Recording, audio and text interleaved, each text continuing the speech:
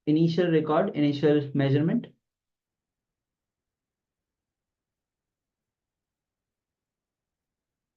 It can be the temperature might increase or decrease. Both way, it's a power manifestation. So please measure, record the temperature of your body and verify. Take few minutes to note down the change with the initial measurement that you have taken. And you can share on the Zoom chat and on the YouTube chat. So let's go ahead. All the participants in the Zoom, all the participants in the YouTube, please go ahead and share your power manifestation.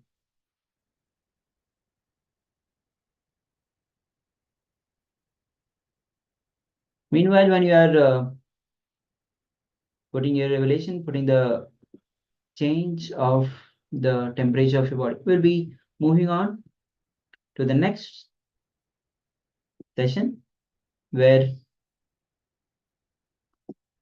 Swamiji will be explaining how to experience the reality. So let's hear from Bhagavan himself. Meanwhile, you can also put down if you have manifested this power successfully.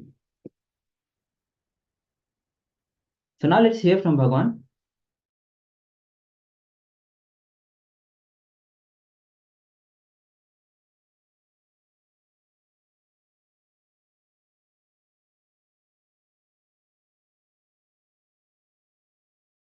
Reality is nothing but your alliance with real. Listen, it is not your experience of real, it is your alliance with the real. Whatever is real is there on side. You need to experience, you want to experience, is there one side. These two having alliance and coming to some conclusion is reality. Many times people think all these intellectual truths, ideas are not required. I tell you, no. Your whole life is nothing but intellectual clarity. Why you don't go and put your hand in the electricity? Because you know you will be killed. Why you don't go and put your hand in the fire? Because you know you will be killed. So intellectual clarity, intellectual understanding is required for life. If somebody is teaching you the ideas, no, all these big principles, intellectual jugglery is not required, no. They are trying to keep you in darkness. Maybe they do not know how to expand and explain these principles. They do not have a passion to understand or make you understand.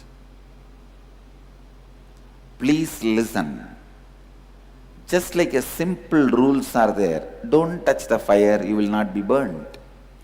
Same way, simple rules are existing to be out of suffering. Simple rules exist to be successful. It is so unfortunate, you are never allowed to believe that there are simple rules exist to be out of suffering and to be in completion and to be successful. Are you struggling in a big way, not to be burnt by the fire, not to be electrocuted? No. You don't struggle. It became your lifestyle when you understand and start living. Listen, same way,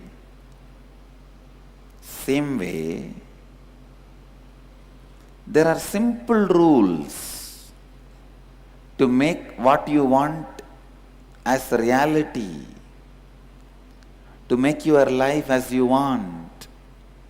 to be successful in the life. It is so unfortunate.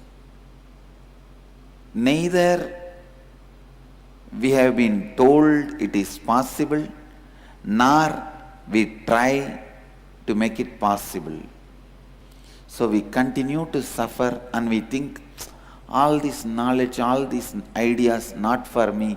I am an ordinary housewife, I am an ordinary man, householder. How will I be able to understand all these things?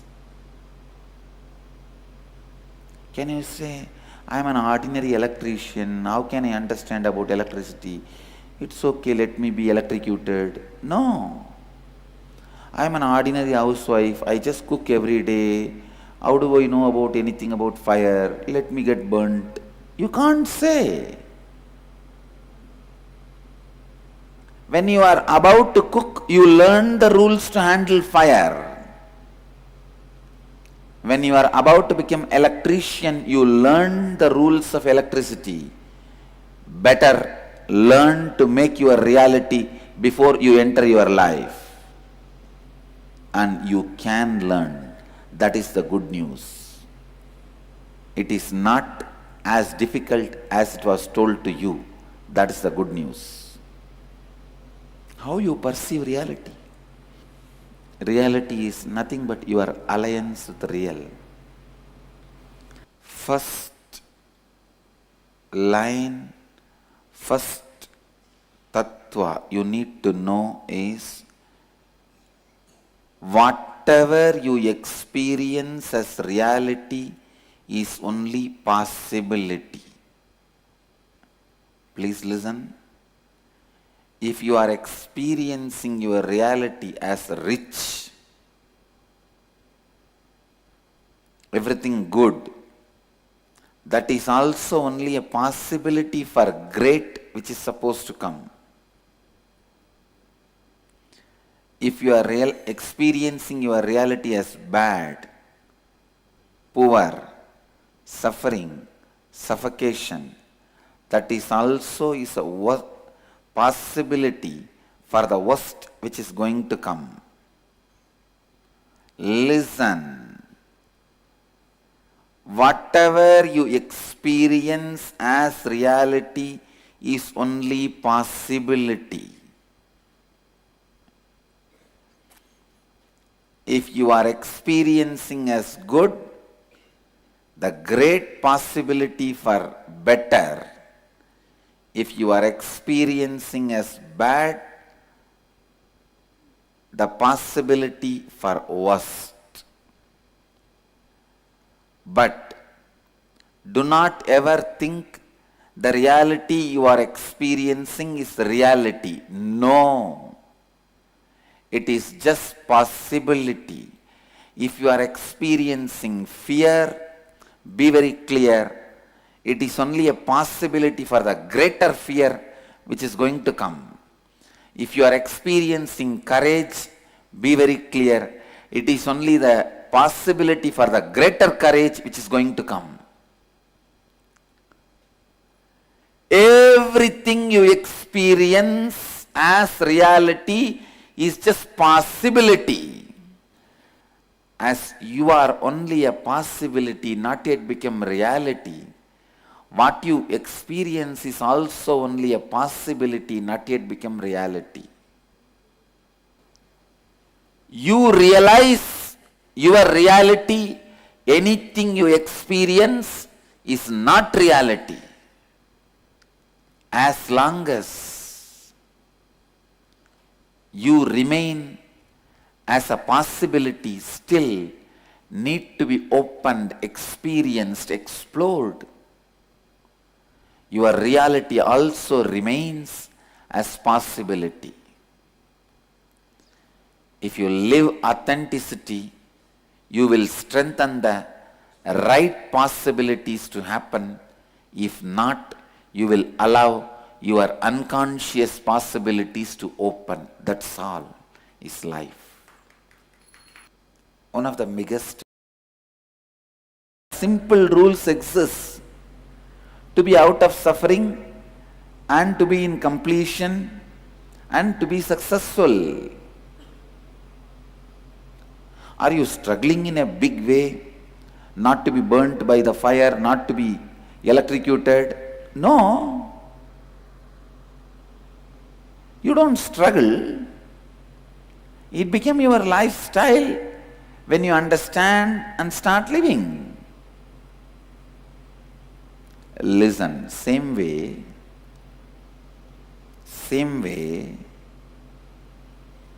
there are simple rules to make what you want as reality, to make your life as you want, to be successful in the life.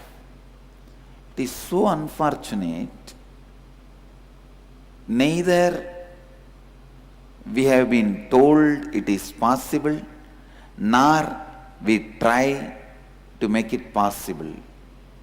So we continue to suffer and we think, all this knowledge, all these ideas, not for me. I am an ordinary housewife, I am an ordinary man, householder. How will I be able to understand all these things? Can you say, I am an ordinary electrician, how can I understand about electricity? It's okay, let me be electrocuted. No. I am an ordinary housewife, I just cook every day. How do I know about anything about fire? Let me get burnt. You can't say. When you are about to cook, you learn the rules to handle fire. When you are about to become electrician, you learn the rules of electricity. Better learn to make your reality before you enter your life. And you can learn. That is the good news. It is not as difficult as it was told to you. That is the good news. How you perceive reality? Reality is nothing but your alliance with real. First line, first tattva you need to know is, whatever you experience as reality is only possibility. Please listen. If you are experiencing your reality as rich, everything good, that is also only a possibility for great which is supposed to come. If you are experiencing your reality as bad, poor, suffering, suffocation, that is also is a possibility for the worst which is going to come. Listen. Whatever you experience as reality is only possibility. If you are experiencing as good, the great possibility for better. If you are experiencing as bad, the possibility for worst. But do not ever think the reality you are experiencing is reality. No. It is just possibility. If you are experiencing fear, be very clear. It is only a possibility for the greater fear which is going to come. If you are experiencing courage, be very clear. It is only the possibility for the greater courage which is going to come. Everything you experience as reality is just possibility. As you are only a possibility, not yet become reality. What you experience is also only a possibility, not yet become reality. You realize your reality, anything you experience is not reality. As long as you remain as a possibility, still need to be opened, experienced, explored. Your reality also remains as possibility. If you live authenticity, you will strengthen the right possibilities to happen. If not, you will allow your unconscious possibilities to open. That's all is life. One of the biggest mistake you do in your life is you think you are still a possibility, but your life is a reality. That is why you feel weak. Your life is not a stone wall already built. It is a wax model getting ready. The reality you experience is not a stone wall already built. It is only wax model getting ready. Authenticity is the intelligence to alter your possibility consciously in a right way. Listen, authenticity is great possibility to alter your life in a right way. Let me expand on authenticity. Authenticity means the state where you are established in the peak of your capability, your possibility, and you respond to life from who you perceive yourself to be, the inner image, and peak in the outer image, and establishing yourself in peak in others' image about you. Whatever you perceive about you is only a possibility. If you think you are a Swami, good person, nice person, even that is only a possibility for the greater saint to happen. If you think you are filled with jealousy, dirt, junk, and whatnot, disease, depression, that is also not reality. It is a possibility for greater disease, greater depression, greater disorders to happen. Now, almost all of us experience ourselves as a mixture of both. How many of you cognize what I am saying?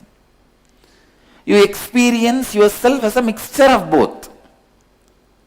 Little health and little disease, little goodness, little badness, little joy and little depression, little reconciliation and little fight, and little wealth and little poverty. So you are a possibility for any extreme. In a way, you are a possibility for any possibility. When you are in a state of possibility for any possibility, you are called seeker. Seeker is a person who is possibility for any possibility. If you already become sinner, you can't be a seeker. If you are already a saint, you can't be a seeker.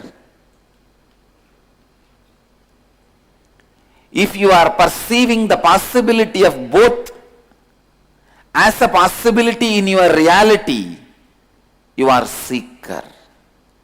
Means do not know which side you are going to take. Do not know what is going to be your life. I always tell people, there are two things. One is Shakti to make your dreams into reality. That is what is miracle powers. Miracle power means you will have power to make your dreams into reality. That is Shakti. That's next thing, Buddhi, means realizing whatever is reality is nothing but your dream. Making your dreams into reality is Shakti. realizing that your reality is nothing but dream is buddhi, intelligence. If your search for Shakti leads you to buddhi, then it is right. If your search for miracles, if it leads you to experience whatever is happening is a miracle, then your search is right. But if your search stops just in few miracle powers, you miss the real miracle, which is universe, which is existence. The greatest miracle is realizing the whole universe in your being, or your being in the whole universe. When you travel in your search of the miracles, when you start in your path, step by step you come upon few miracle powers. If your energy is getting solidified, in the second step you get the power of intuition. Intuition means seeing the things before it happens. People ask me, Swamiji, how can we see the things before it happens? It is just against the logic. It is just against the logic. How can we see before things happen? It is not against the logic. Because whatever you think as past or future is nothing but the projection of present. Now there's a new thing that is going on among the physics scientists. The new talk, parallel universe.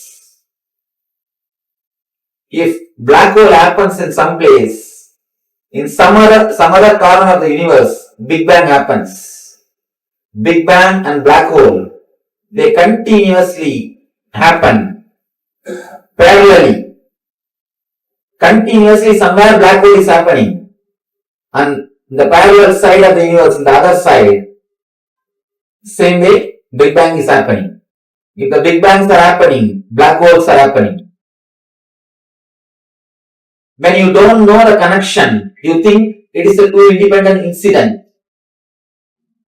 If you understand the connection, you will understand it is not two separate incidences. It is just cause and effect, that's all. They say even a single atom cannot move without creating effect in the other side of the universe. If an atom moves in a place, the other side, parallelly, another atom moves. If you understand this parallel universe theory, you will be able to understand your future and past are not two independent things. They are just deeply related with the present. Understand the time as a shaft. Actually, time is a shaft. One side is past incidences. Other side is future incidences. Center present. You never touch the time shaft actually. You are always pulled in the past or by the future. You always live in the past or live in the future. You never touch the present moment. Present moment is the time through which you can touch this time shaft. Eternity is past, present and future. All the three is eternity. But you can touch the eternity only in the present moment. If you are in the present moment, only then you can touch the eternity. If you touch the eternity, you can understand the past and future are not different from present. They are just extensions of present. From the past moment, this moment is taking birth. From this moment, next moment is taking birth. if you have the glimpse at least once on the present moment, if you live even for one moment in the present moment, you will have a clear glimpse, clear idea about the future.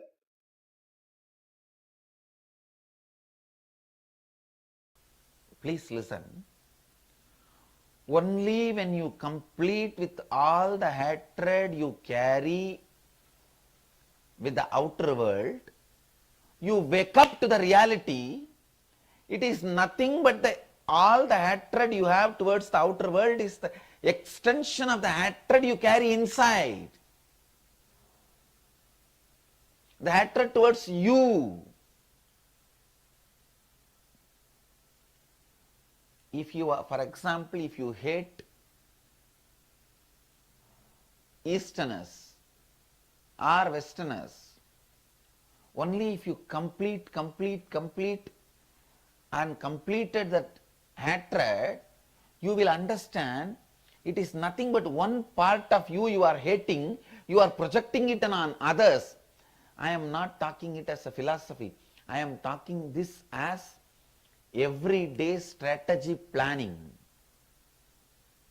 The day-to-day strategies for your life. Day-to-day strategies for your life. The first thing,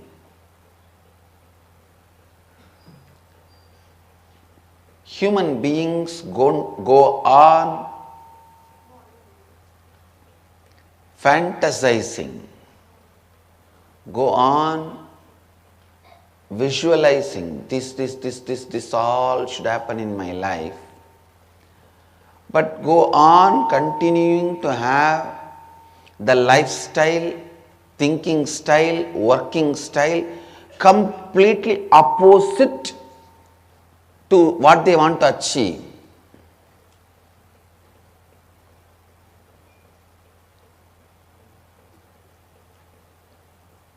Listen.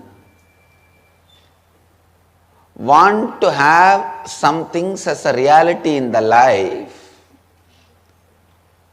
but working completely in the opposite direction.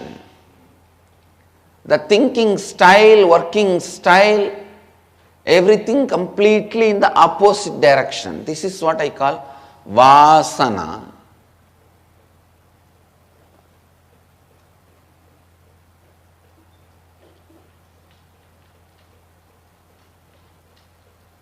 It is like there are some fellows who wanted to melt down in devotion, bhakti. When they see the devotees ecstatic, just lost in the ecstasy, they get jealous. See this person's devotion. What a joy he or she is radiating. They are ecstatic. They are jealous, seeing the ecstasy of the devotees. But what need to be done to achieve that as a reality? They will not do. Their lifestyle, the way of acting, way of thinking, everything will be completely in opposite direction. Same way in the world, they will see the successful CEOs sitting in a rotating chair, addressing the round table conferences, flying in private jet. All that they will see, they will feel jealous, they want to create that as their reality.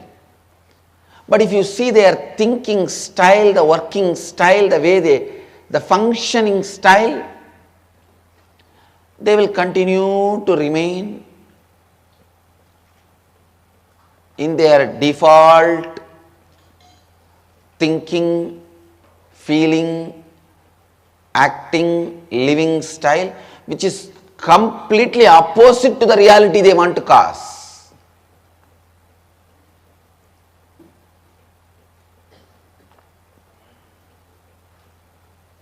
This is what I call vasana.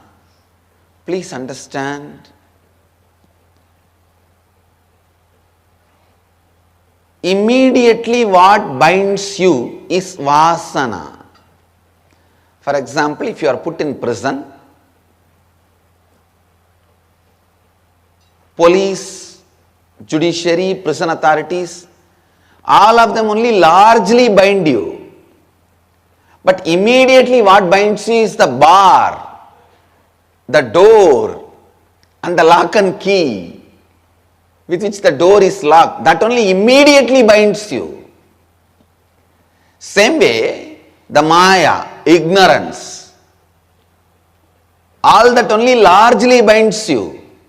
But vasana is the door, gate, immediately binds you. Many times you do not know who is that officer who convicted you or who is that officer who locked you up. But you will feel the suffocation, boundedness when the door is locked. Just like the door is the immediate bondage you experience. In the life, vasana is the immediate bondage. Understand?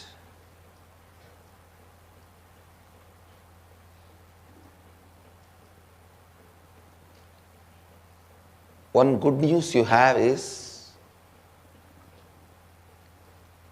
in the system of the country law, even if you escape from the immediate bondage, like you break the prison and run away, the largest bonding system, the police or all that system, they will somehow bring you back and put you in the another prison. But the good news you have is in the cosmic law, the moment you break the immediate bondage, the whole cosmos supports you and liberates you once for all.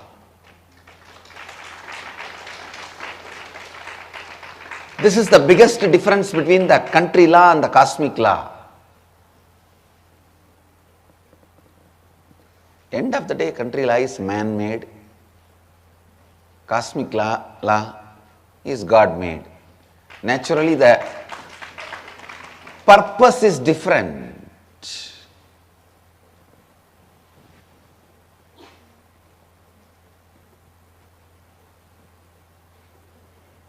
Understand?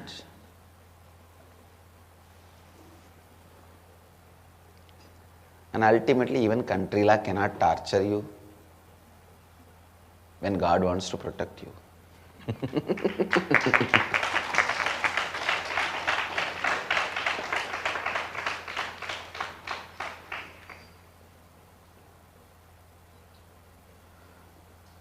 Listen.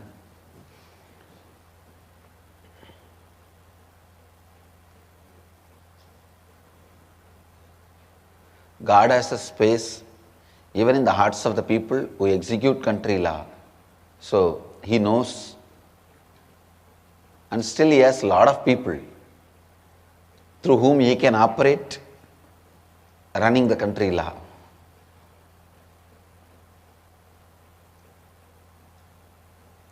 First thing you need to understand, the truth I wanted to convey to all of you through this example, if you break your immediate bondage, the vasana, listen, the immediate bondage, the vasana, suddenly you will see the whole ocean of powers opens in front of you. I am giving you one example. People always have this vasana of, how can I get up in the early morning and do yoga?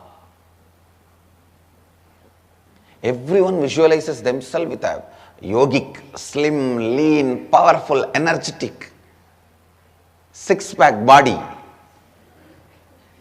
Everyone fantasizes about themselves. But only when 3:30 alarm goes on, all the vasanas will wake up. You don't wake up when the 3:30 alarm goes on. Vasanas wakes up. Why not just today? Today is after all one day after Shivaratri.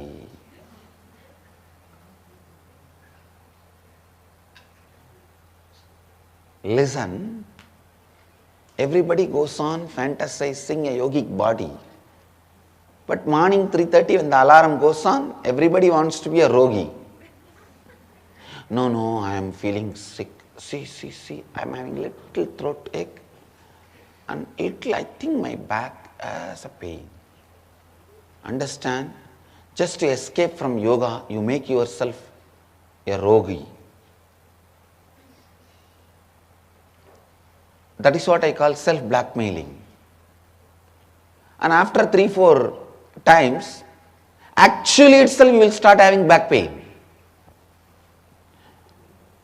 And saying no. Finally what happened? What is your reality, the reality you want to cause, and what path you are traveling? Completely opposite. And the good news is, even if you break that one vasana, that morning when you try to wake up, the vasanas which comes up, if you complete just with those vasanas, not only you will do yoga and you will have a healthy body, please understand, that will break the whole tamasic nature of your life. Means that whole postponing, inertia patterns of life. Most of the time, postponing works against the reality you want to cause. It is like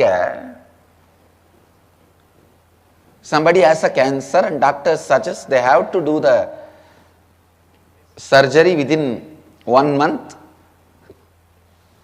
and they have to make decision.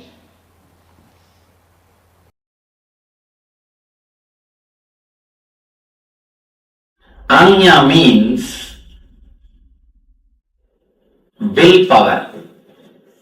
Why this chakra is called as willpower? If this chakra opens, your whole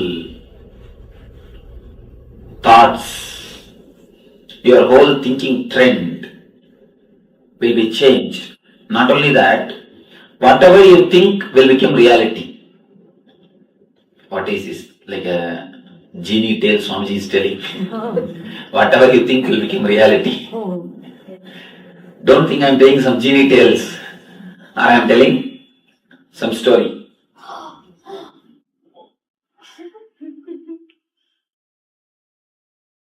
See these organizers sitting here.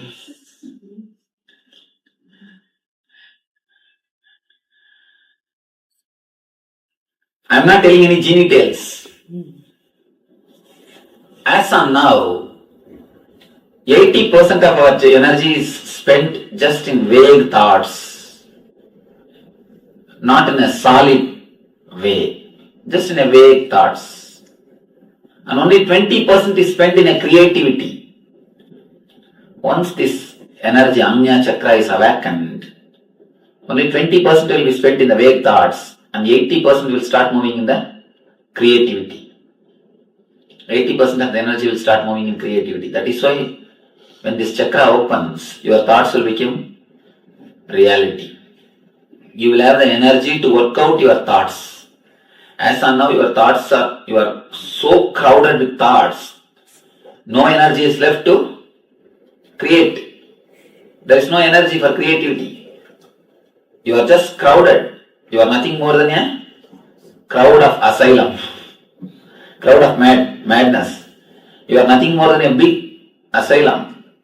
But when this chakra opens, number of thoughts reduce and the intensity of thoughts increase. Intensity increases. It becomes more powerful and more deep. That is the power of this chakra. This chakra is called Chakraraj, the king of chakras. Why?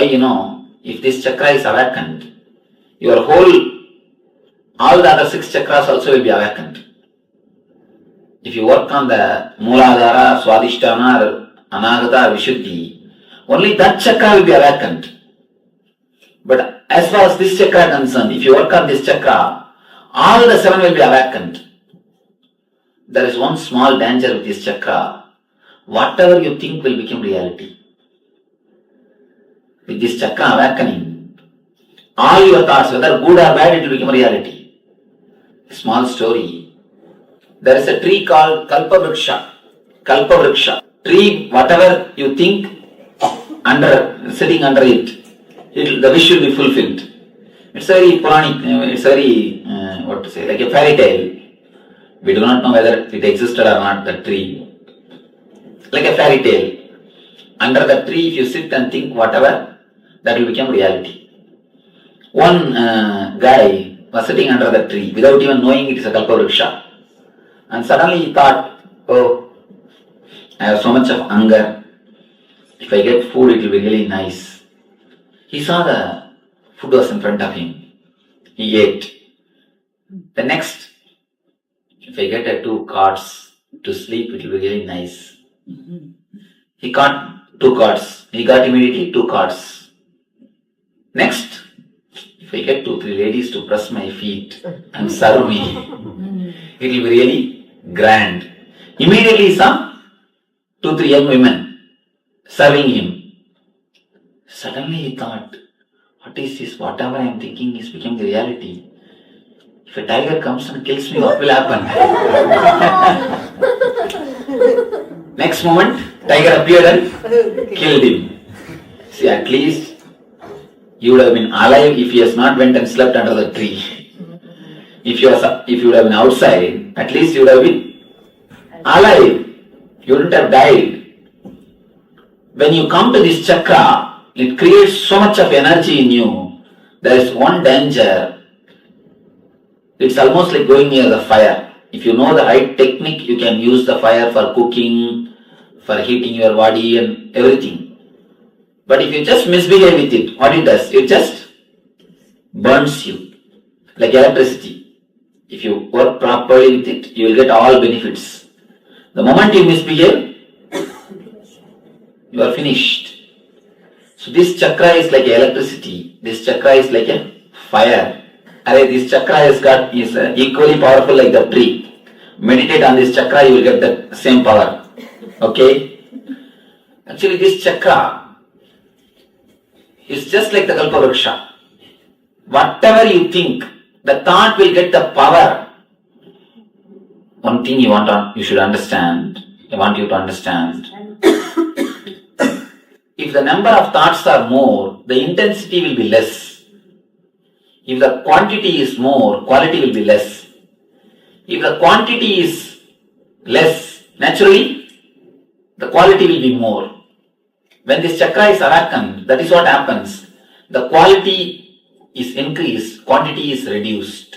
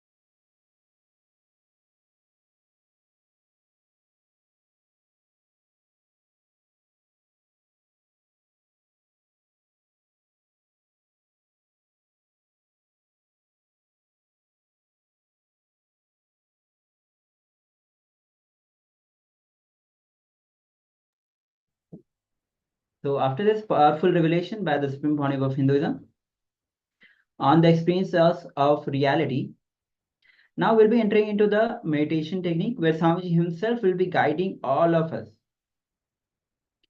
as how the Guru is the ultimate reality. So let's prepare ourselves. Sit in the listening mode and then let's hear from Bhagavan.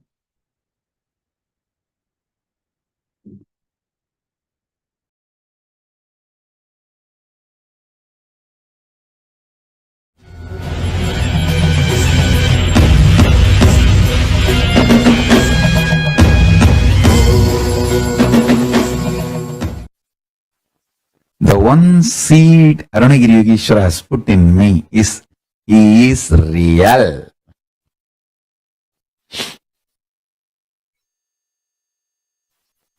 Paramashiva is real.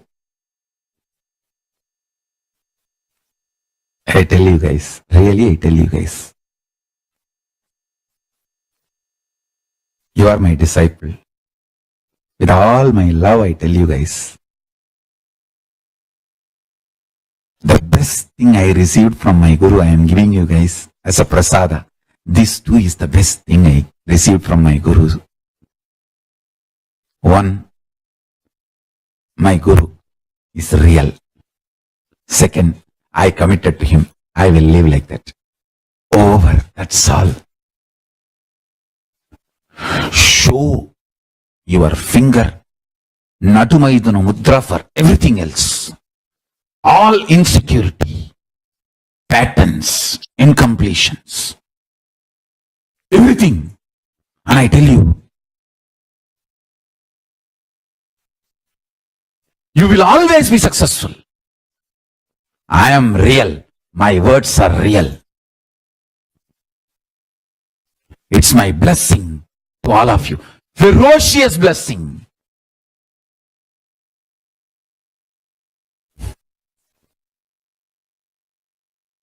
Blessing enforced on you.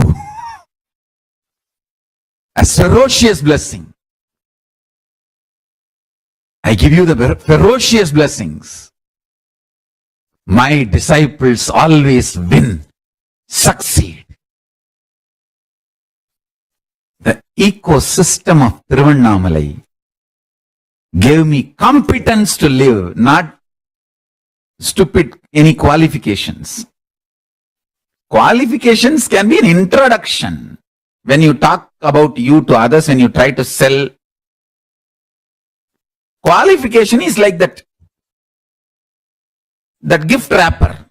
How they wrap it up with a jig paper.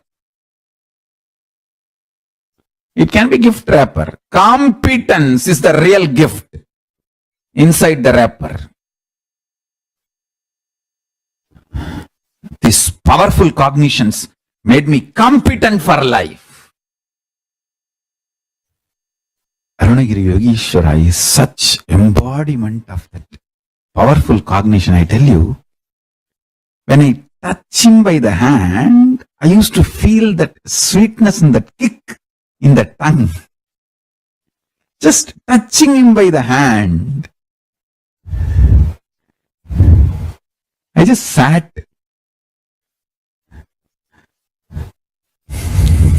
Even now when I remember, my eyes can experience that kick. My tongue can taste that sweet. His form can be smelt by the nose and heard by the ears. His voice can be seen by the eyes and smelled by the nose and tasted by the tongue. His everything can be enjoyed by all five senses and more. Just the whole Kundalini will become alive. I remember still when he blessed that Jiva Samadhi in Tiruvannamalai, in our KAILASA in Tiruvannamalai, Adi Annamalai. Vanni Perunjudarai எழுந்தருளிய நாம் வன்னி மூலையில் வன்னி மரத்தில் இவ்வன்னி மர வடிவாய் என்றென்றும் இங்கிருந்தருளி எல்லோர்க்கும் அருள் செய்வோம். As a light shaft, I came in this Agni corner, and as the Agni tree, Vanni tree, I will stand and reside and bless all of you forever. In this tree and under this tree, somebody who loves me most, whom I love most, before I leave the body, if they ask me, Swamiji, just give essence of your whole life so that we can carry for future. We can write this as a golden words and keep it for future. I'll tell you just these few words. Personal, intimate attachment to Guru. For everything else,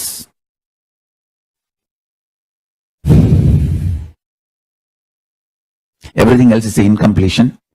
How it should be treated, you know, I already taught you. Madhya Maithuna Mudra. Sanskrit word gives a very decent spiritual look. If I tell in English only, it will become a viral video. So I told Sanskrit, Madhya Maithuna Mudra.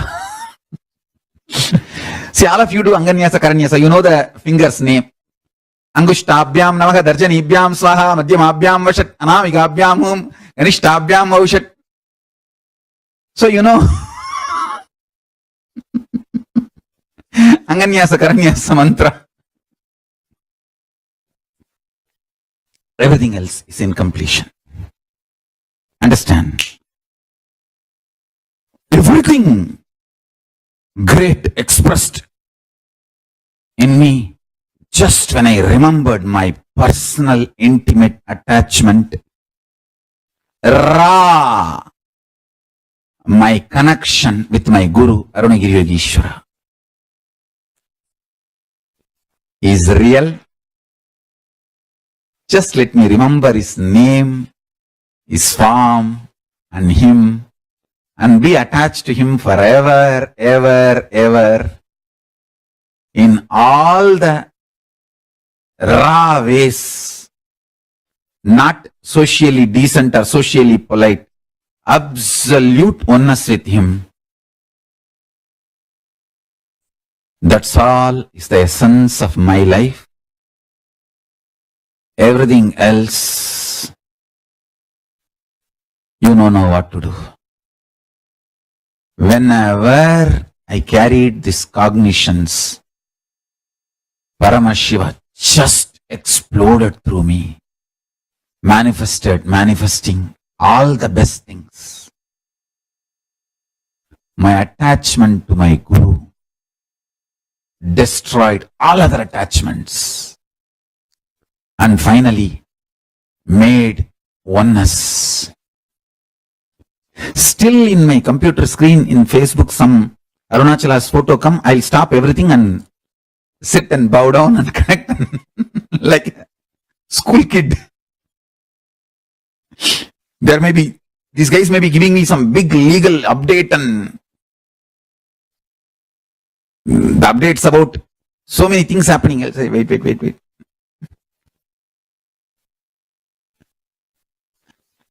That is the essence and juice of my life, my attachment to my Guru, Arunagiri Yogeshwara. If I look, what is the essence of my life? My personal attachment to my Guru, that's all. All the best things in my life I received only from that. I don't even want to use the word Guru Bhakti, that looks too big and Vedanti. I don't want to use the word Guru Bhakti. I want to use the word Guru Pasam. That's all. Without even knowing what is integrity, I enjoyed integrity with him. Without even knowing what is responsibility, I enjoyed responsibility for him. Without even knowing what is enriching, I was enriching about him to the world. Without even knowing what is Brahman, I had Brahman Jnana from him. Before even knowing the word Brahman, he gave me Brahman Jnana. Actually, I learned the words much later. Words I learned only to cross verify and to tell you all. I don't know how many of you know. In Tiruvannamalai, for the Arunagiri Ishwara's Jiva Samadhi, the Sthapati carved my deity little bigger than that Arunagiri Ishwara's deity. I said, no, it will not be installed. I rejected my deity. It was perfect, but I rejected. No, make smaller than Arunagiri Ishwara. Actually, I was not building the Arunagiri Ishwara's Jiva Samadhi inside our Adinam because I didn't want a second Jiva Samadhi. Then finally now I am forced to build because I wanted to see that always through web camera, to have darshan. Inside the temple they may not allow, that is the reason I built it. So I can keep a web camera and continuously have darshan.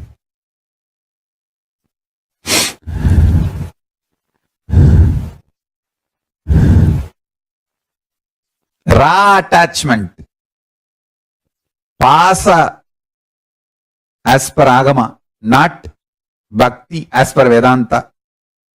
I am not interested in that. I am interested in raw attachment with my Guru and raw obedience. I don't need a logic. I don't need to be convinced to obey my Guru. I just know he is real and I am attached to him. I am committed to him. I will do it. That's all. Too simple. And life is too easy, too beautiful.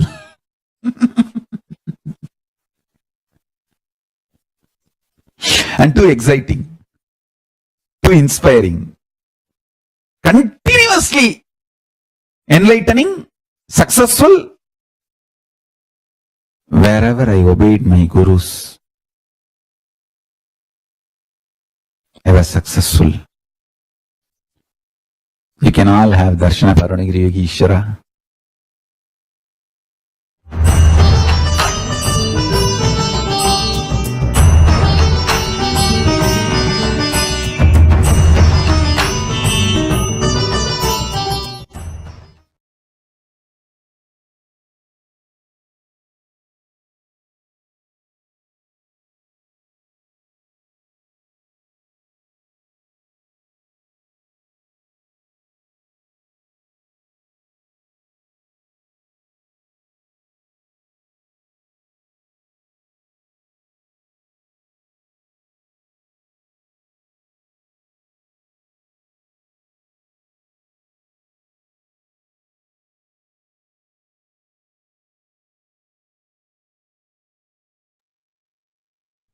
Yes, so after this beautiful satsang, where Swamiji said the personal attachment to the Guru which he enjoyed, the raw attachment.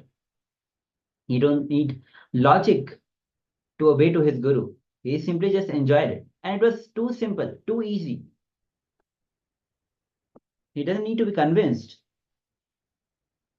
So let's enter into the meditation technique, the third eye meditation technique, where you'll be infusing our body with prana. Keep your restful awareness between the eyebrows on the third eye and chant Mahavakya. So this is the simple meditation steps.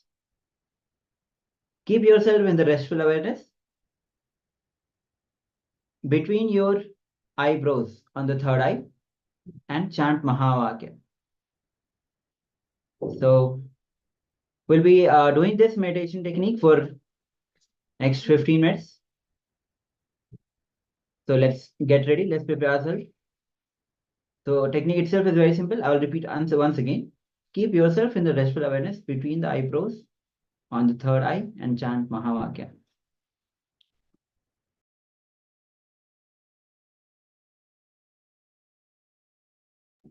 So let's begin this meditation technique. Paramashivoham Om Nithyananda Paramashivoham Om Nithyananda Paramashivoham Om Nithyananda Paramashivoham Nithyananda Paramashivoham Om Nithyananda Paramashivoham Om Nithyananda Paramashivoham Om Nithyananda Paramashivoham Om Nithyananda Paramashivoham Om Nithyananda Paramashivoham Om Nithyananda Paramashivoham Om Nithyananda Paramashivoham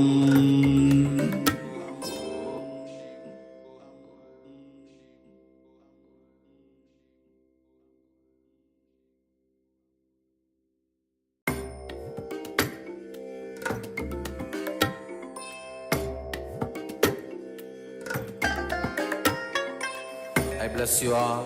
Let you all open all your three eyes and manifest the powers of Mahasadashiva. Om Nithyananda Paramashivoham Om Nithyananda Paramashivoham Om Nithyananda Paramashivoham Om Nithyananda Paramashivoham Om Nithyananda Paramashivoham Om Nithyananda Paramashivoham Om Nithyananda Paramashivoham Om Nithyananda Paramashivoham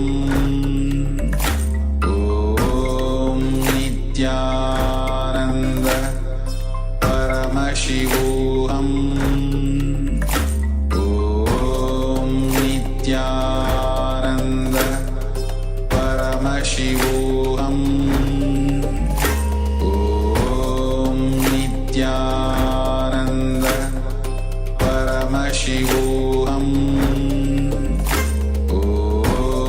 Nithyananda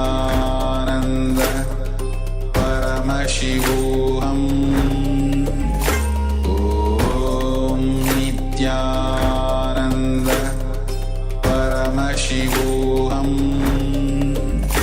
Om Nithyananda Paramashivoham Om Nithyananda Paramashivoham Om Nithyananda Paramashivoham Om Nithyananda Paramashivoham Om Nithyananda Paramashivoham Om Nithyananda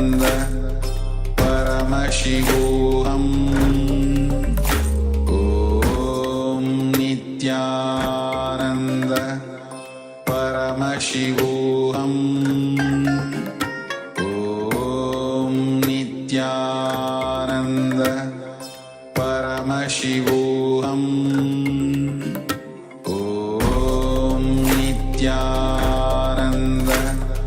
Paramashivoham Om Nithyananda Paramashivoham Om Nithyananda Paramashivoham Om Nithyananda Paramashivoham Om Nithyananda Paramashivoham Om Nithyananda Paramashivoham.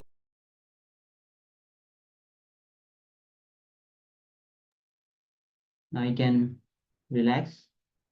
If you have closed your eyes, you can slowly open your eyes with the eyelids. So you can relax now. So now, after this powerful meditation, we'll be moving on to manifesting the powers of Paramashiva. So now we'll be manifesting the power of decreasing the temperature of your partner's body in the same location. So I request all the participants, wherever you are, in your home, in your workplace, please find a partner, a volunteer who can be a partner with yourself for a few minutes. Now you'll be decreasing the temperature of your partner's body. So let's take a few minutes. Ask people around to volunteer for this power manifestation.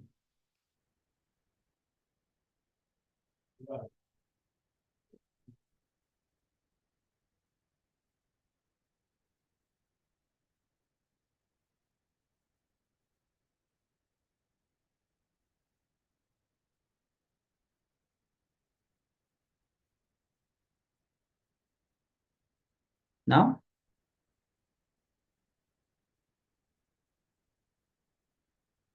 while you're you're finding a partner for your power manifestation, let's enter into the scripture reference, the Sas Pramana. This is from Shiv Samhita. Iksha Shaktirama Kumarihi. Bhagavan Paramashiva says, his will is the energy of Shiva and is called Uma, independent power of Paramashiva, and it is called Kumari, the cosmic energy that plays. So now let's enter into the power manifestation. Let's turn on your video recording. You'll be recording your power manifestation. Put the Gyananjana on your eyes, between the eyebrows. If you don't have, that's okay. Now, record the temperature of your partner's body before the power manifestation. So I hope all of you have a partner with yourself. And also would like to share, during the last power manifestation, Mahagyan Pradata has shared his power manifestation where she manifested the decrease in the body temperature. So congratulations. You can share your power manifestation in the social media. So, and request others to encourage others, inspire others to manifest this power manifestation and invite others to experience this science of super consciousness. So I hope all of you have the partner now. Now record the temperature of your partner's body before the power manifestation. Bring awareness in between your eyebrows.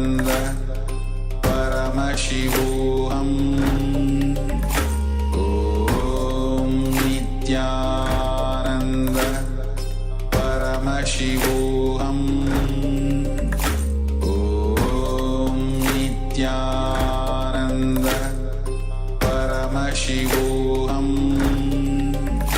Om Nithyananda Paramashivoham Om Nithyananda Paramashivoham Om Nithyananda Paramashivoham Om Nithyananda Paramashivoham.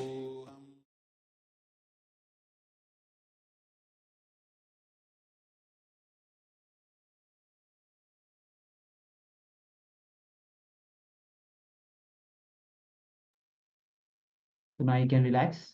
You can open your eyes now. Now let's take the second measurement of the temperature of your partner's body. And then we'll verify with the initial measurement. You can note down and share it in the Zoom chat. Let's see. How many of you have manifested this time?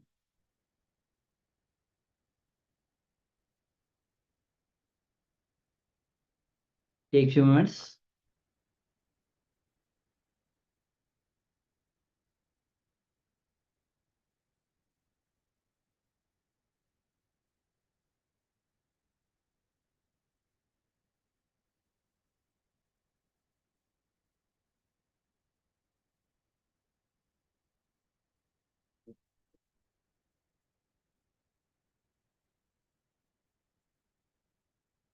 Go ahead, pen down what was reading, what you noticed, what was the change.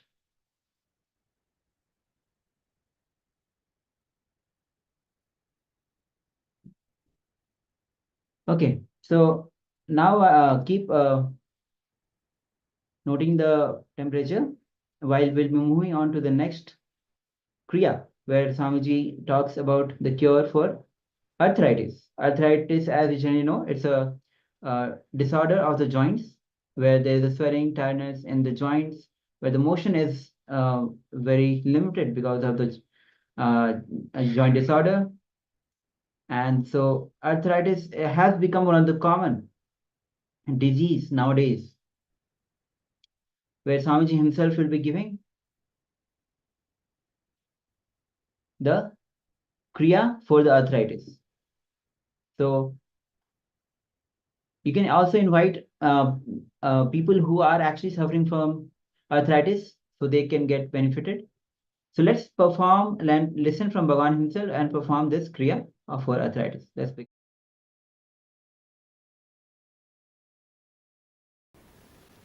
Please understand, this is a powerful Kriya, cure for arthritis. You can sit either in Ardha Padmasana or ordinary, just comfortable sitting posture, which I am sitting now, or you can sit in ordinary comfortable posture. Buddha Sutti Kumpaka. Please understand the first step. Buddha Sutti Kumpaka. Let me give you the instruction step by step.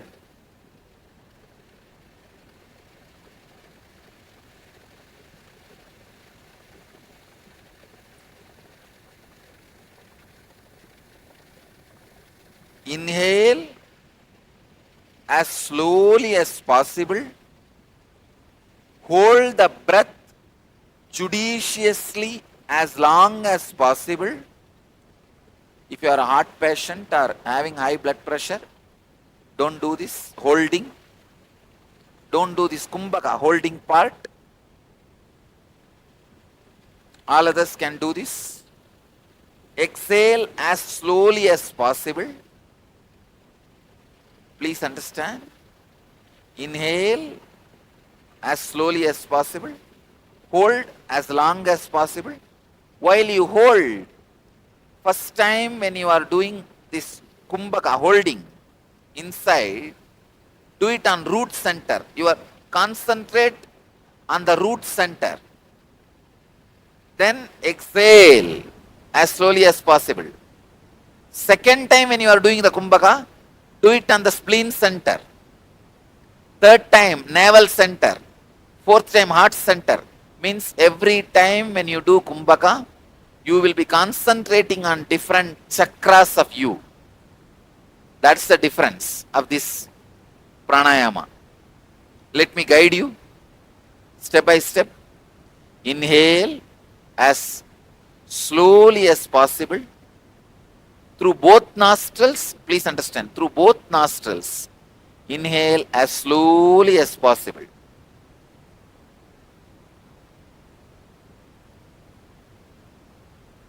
When you feel full, hold using your fingers, both nostrils.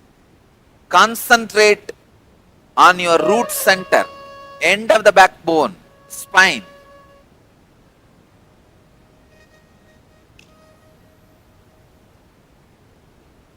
Hold the breath inside.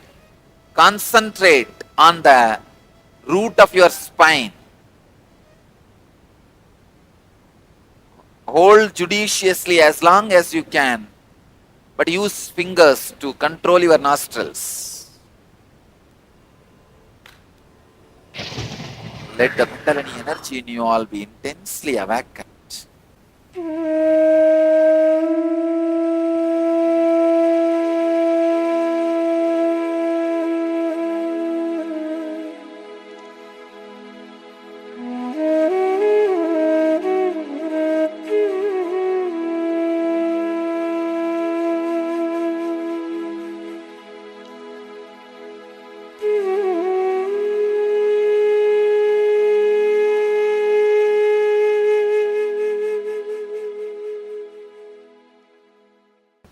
Exhale slowly, very slowly.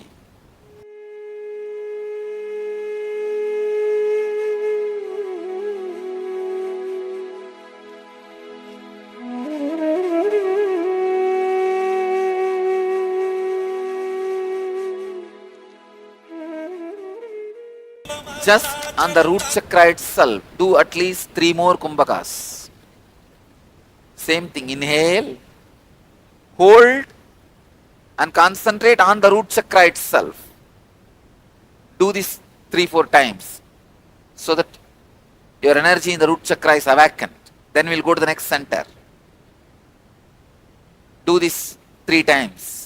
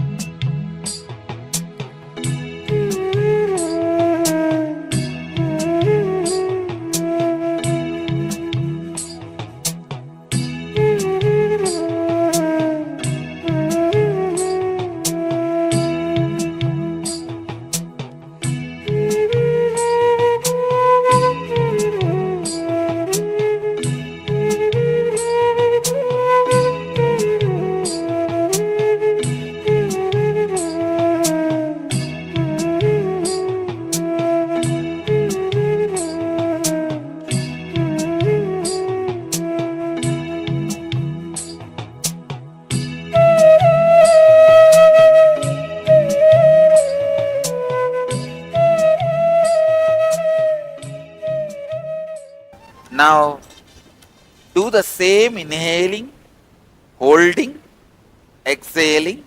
But when you are holding, bring your awareness to the spleen center, just lower than the navel, little lower to the navel center. 2 inches below the navel center is your Swadhisthana, spleen chakra. Bring your awareness to the spleen while you are holding the breath. Do this at least 3 times. Start. Inhale as slowly as possible. Hold the breath and bring your awareness to the spleen center.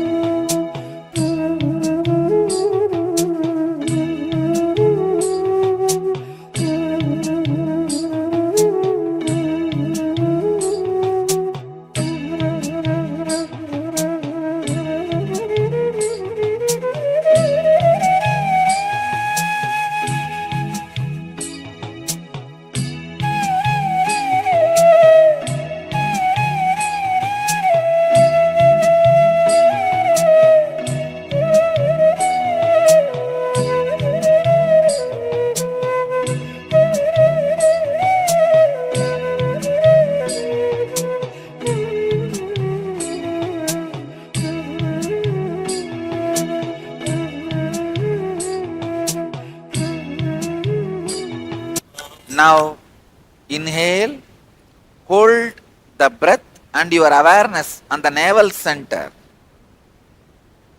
judiciously as long as you can, then exhale slowly. Do this 3 times on your navel center. Let your awareness be concentrated on navel center.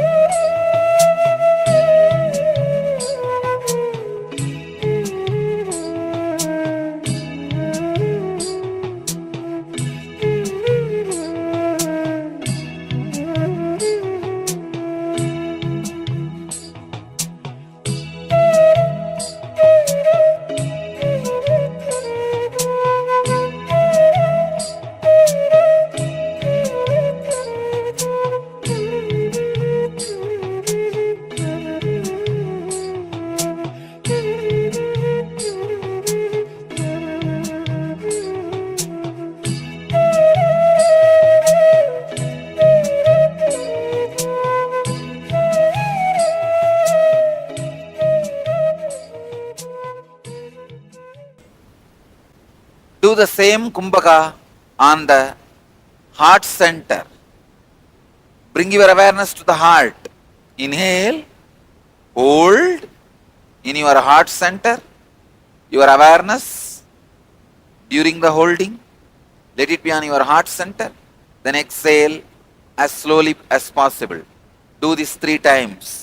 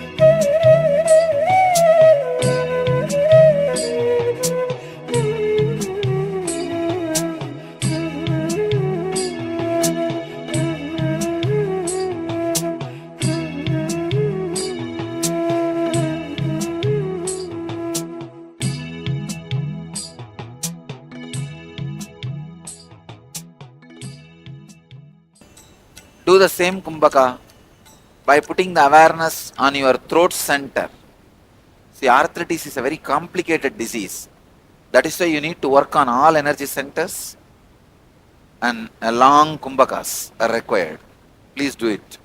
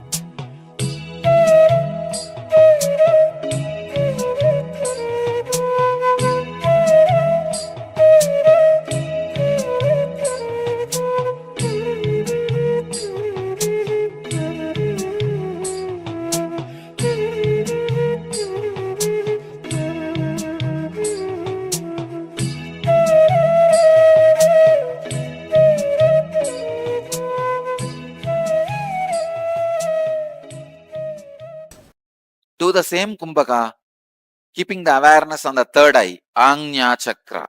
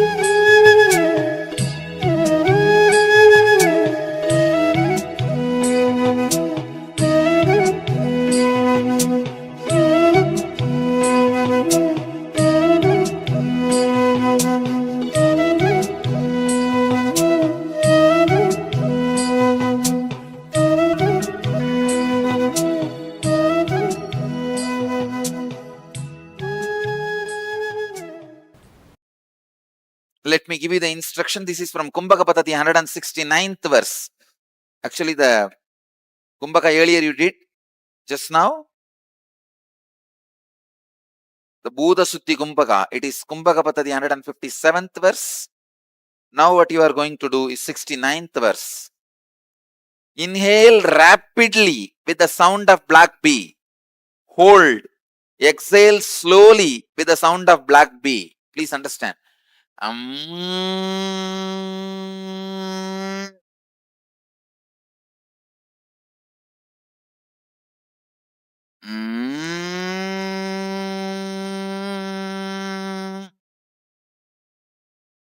Inhale rapidly with the sound of a black bee.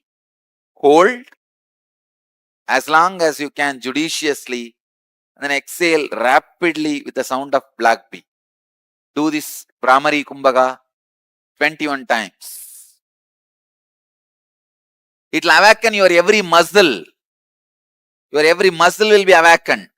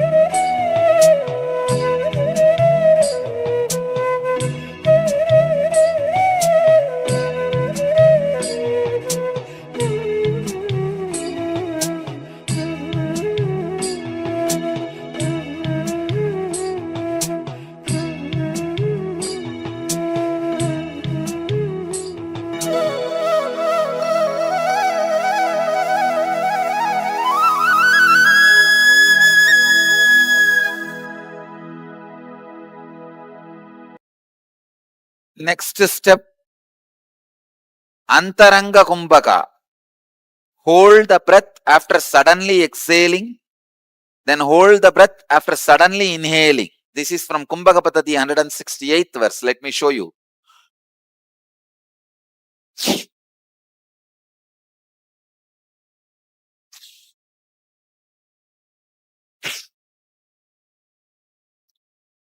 Hold the breath after suddenly exhaling. Suddenly exhale and hold as long as you can. Then suddenly inhale and hold as long as you can. Then suddenly exhale and hold as long as you can. Please do this 21 times. This will pump so much of prana into your muscles. This will remove any pains.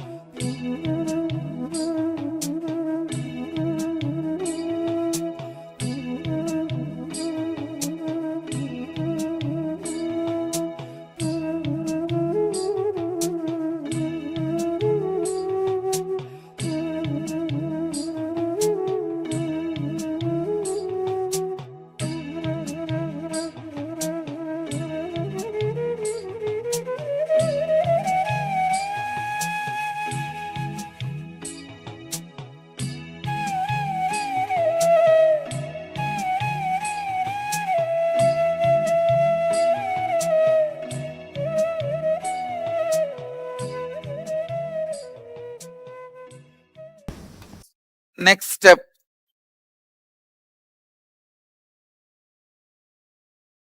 Bastrika. This is from Garanda Samhita, 5th Upadesha, 75, 6, 7 slokas. With a bellowing sound, forcefully blow out the air out of both the nostrils so that your abdomen gets tucked in. Slowly allow the body to inhale. Repeat the cycle. Let me show you.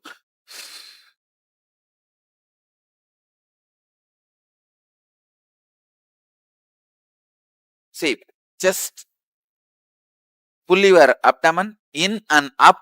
Naturally, there will be a heavy exhaling. Then slowly inhale.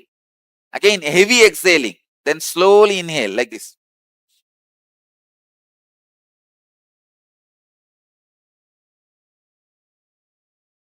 Heavy exhaling by pulling the lower abdomen in and up. Then slowly inhaling. Do this 21 times.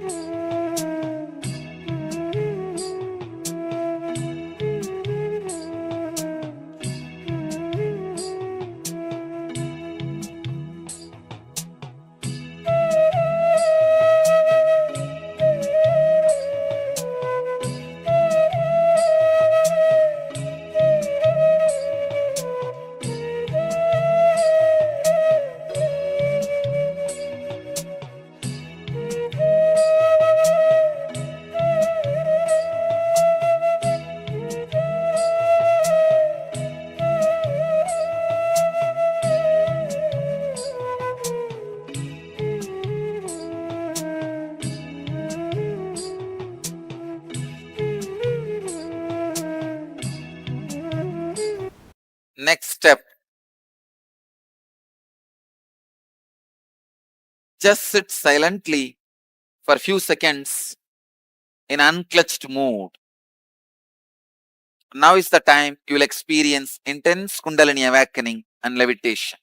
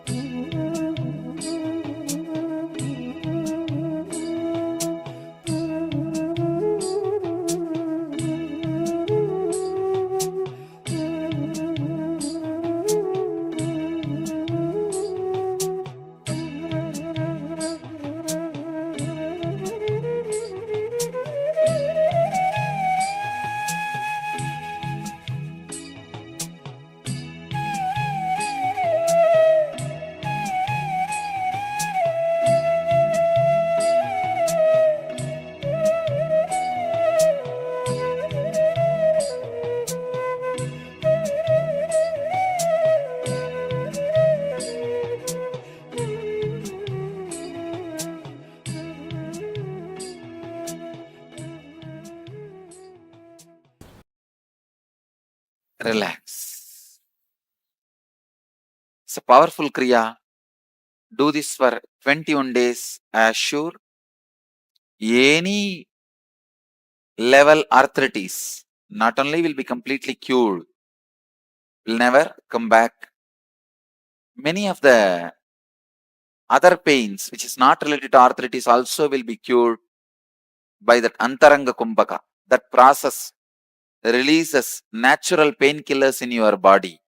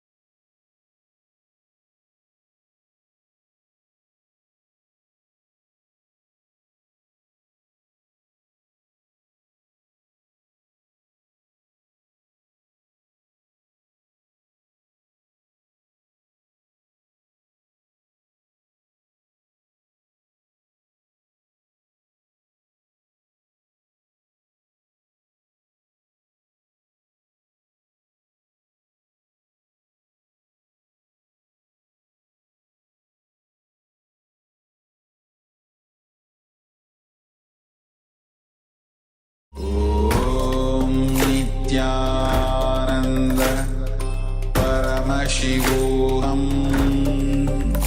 Om Nithyananda Paramashivoham Om Nithyananda Paramashivoham Om Nithyananda Paramashivoham Om Nithyananda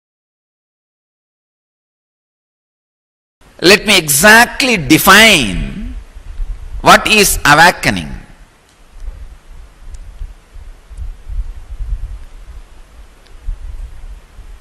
The experience which you carry about you, that I exist, should function through that part and connect with the reality. Understand? So what you think as you, that individual self, should function through all trillion cells and relate with reality. This is the exact definition of awakening. Now, if the Pratyagatma Chaitanya, the individual consciousness, is functioning through the eyes and relating with reality, already the tongue is sleeping or slipped into falsehood. If that is relating through the skin with the reality, ears are sleeping or slipped into the falsehood. Understand? Any part in you, any cell in you which is not connecting with the self and the reality, which is not being bridge for these two, is either sleeping or slipping. All sleeping is slipping into falsehood. For example, now your ears are functioning, eyes are functioning, but if you are not completely aware about the changes you are experiencing in your skin, the skin part is not in reality. That cells are in falsehood, slipping into falsehood. So, you are not completely enlightened. All trillions of cells connecting with the self and reality means all three are in tune. This experience is what I call inner awakening. If you have to do this by yourself, impossible. Try. By that time you keep your eyes alive, open, awake with reality. Of course, even if it sees, it is not seeing the reality, because there is so many layers and layers and layers of mist and dust.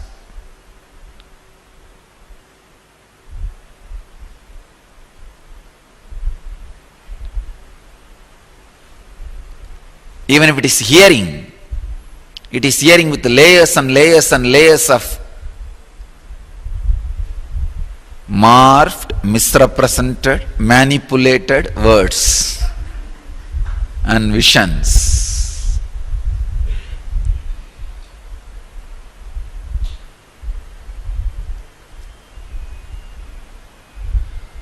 Only a person whose all trillions of cells are awakened can be a person established in Satya, truth. Till then everything is mithya. Till then everything is mithya.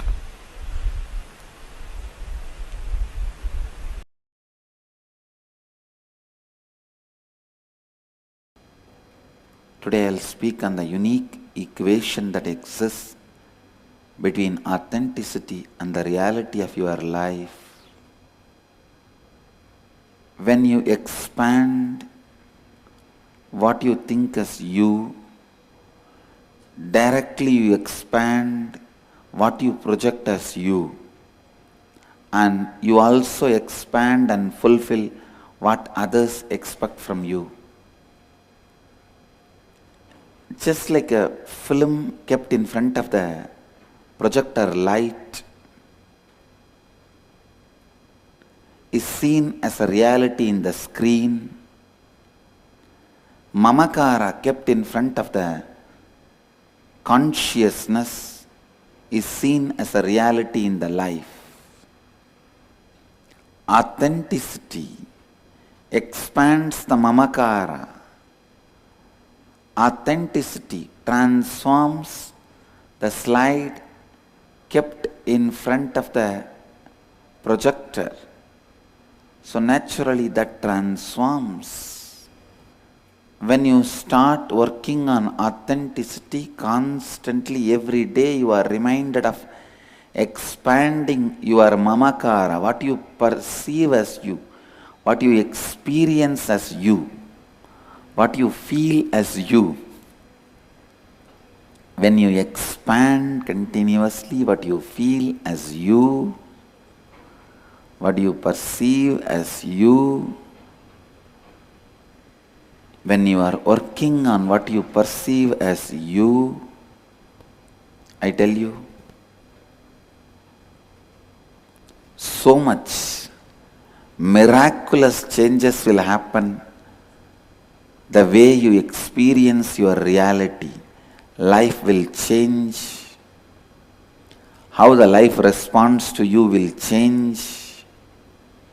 How you perceive the life will change. Everything will change.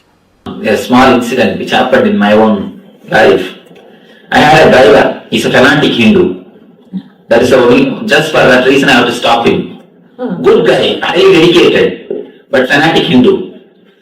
Every day he used to take me in a route to my city center to ashram. We have two ashrams in Bangalore. One is the main ashram headquarters, another one is small city center. And in the route, one day I wanted to go to some other place. So on the way, there's a big mosque. I told him to take a right near the mosque. He says, no, there is no mosque, Swamiji. What are you telling? I told him, Ari, there is a mosque. I told the place where the mosque is there. He said, no, there is no mosque. Then I told him the exact hotel next to which the mosque is there. He said, no, there is no mosque, Swamiji. Only one Anjaneya temple is there. I said, all right, next to the Anjaneya temple only, take the right. The thing which you need to understand is, the mosque is 5 times bigger than the temple. 6 months he is going by the same route. His mind is recording the temple, but his mind is not recorded the mosque. When we went there, he himself was shocked. He said, Swamiji, first time I am seeing the mosque. I do not know how I traveled on the same route for last 6 months. First time I am seeing this mosque. Actually, you also do so many times the same mistake. You see the world based on your conditionings, based on your identifications. You don't see whatever exists. You see what you want to see and the way in which you want to see. Any incident, any person or any situation, you see only as you want it. The modern day psychologists, they prove you see only 2% of the happenings around you. If 100 things are happening around you, you see only 2%. And that too, what you wanted to see.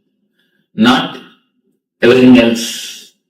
So all our judgment, all our thinking, everything is based on what do you want to see. Everything is based on the way in which you wanted to see. There is a beautiful concept in Vedanta. Drishti Srishti means seeing what you want to see. Not seeing what is, seeing what you want.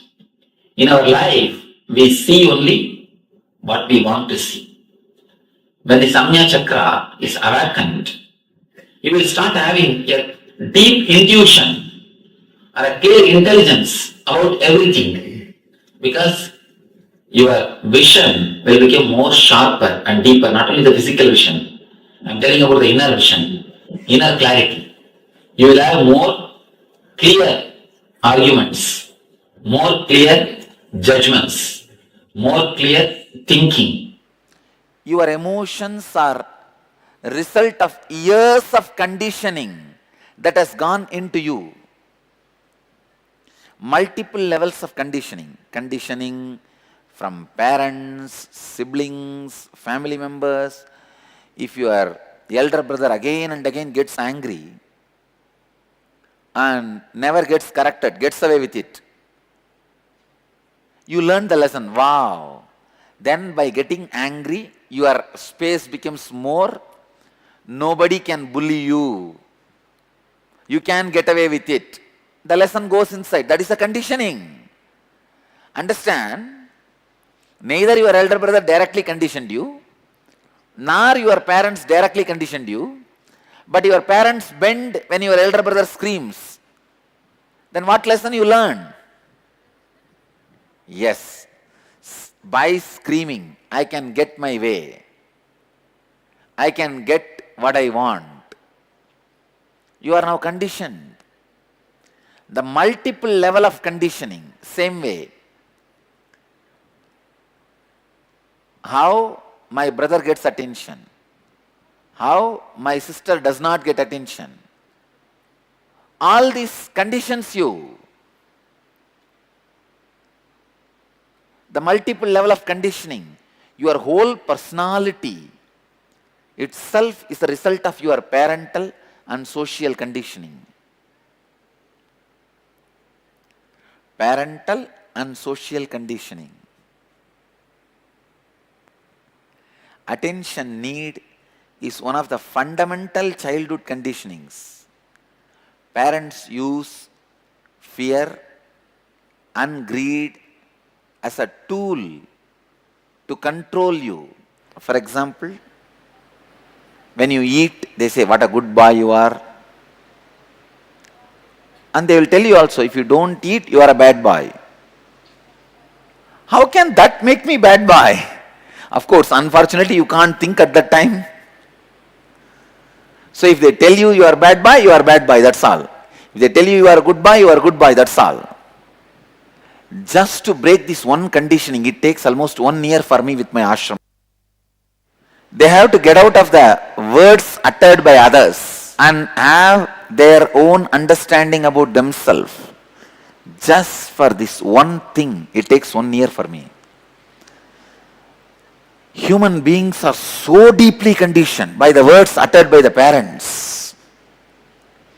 Unfortunately, they try to project their parents on me. I tell them, no. I am neither your father nor your mother. I am beyond.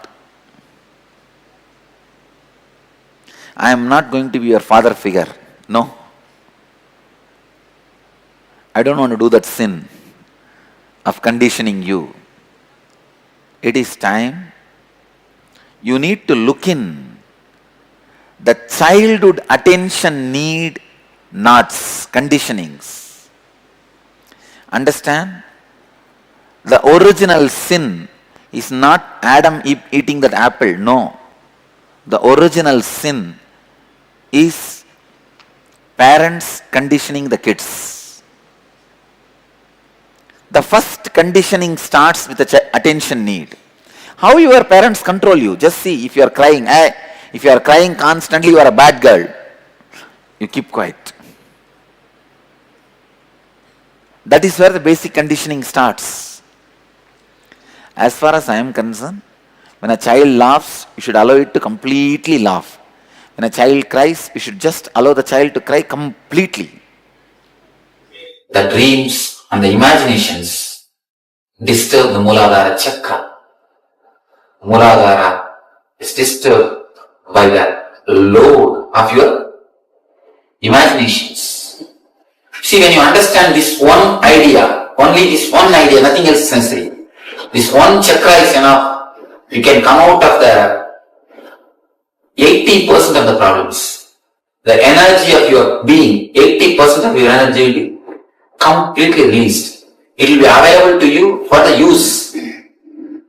80% of our energy is just black because of this one chakra. Not because of anything else, just because of this one chakra. If this one chakra is opened, if this one chakra is touched, if this one chakra is energized, 80% of your energy will be available to the creativity. Otherwise, all the energy will be blocked in the imaginations. All the energy will be blocked in the images, image collecting. If only this thing can be understood. And if you know how to burn the images which you have collected on the Mooladhara, you will see 80% of your energy is available for creativity. It will be available for your business. It will be available for your art. It will be available for your life. It will be available for your reality. So, this is the chakra, which needs a beautiful, deep understanding and a powerful meditation technique. To awaken this chakra is given by Shiva to burn the images which we have collected in Mooladhara, to live with the reality. See, not only with the wife, with the family members, people have got imagination. Many people have got the imagination, even with the gurus. Many people come to meet me. Before they come and meet me, they have heard a lot about me. They listen. That this Swami can give, this Swami can give life, this, that, many things they listen.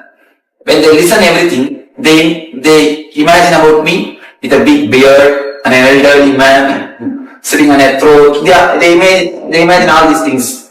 When they come to, really it has happened many times, they hear about me, and when they come to meet me without seeing my photograph, they simply feel that they are at lost, they are shocked.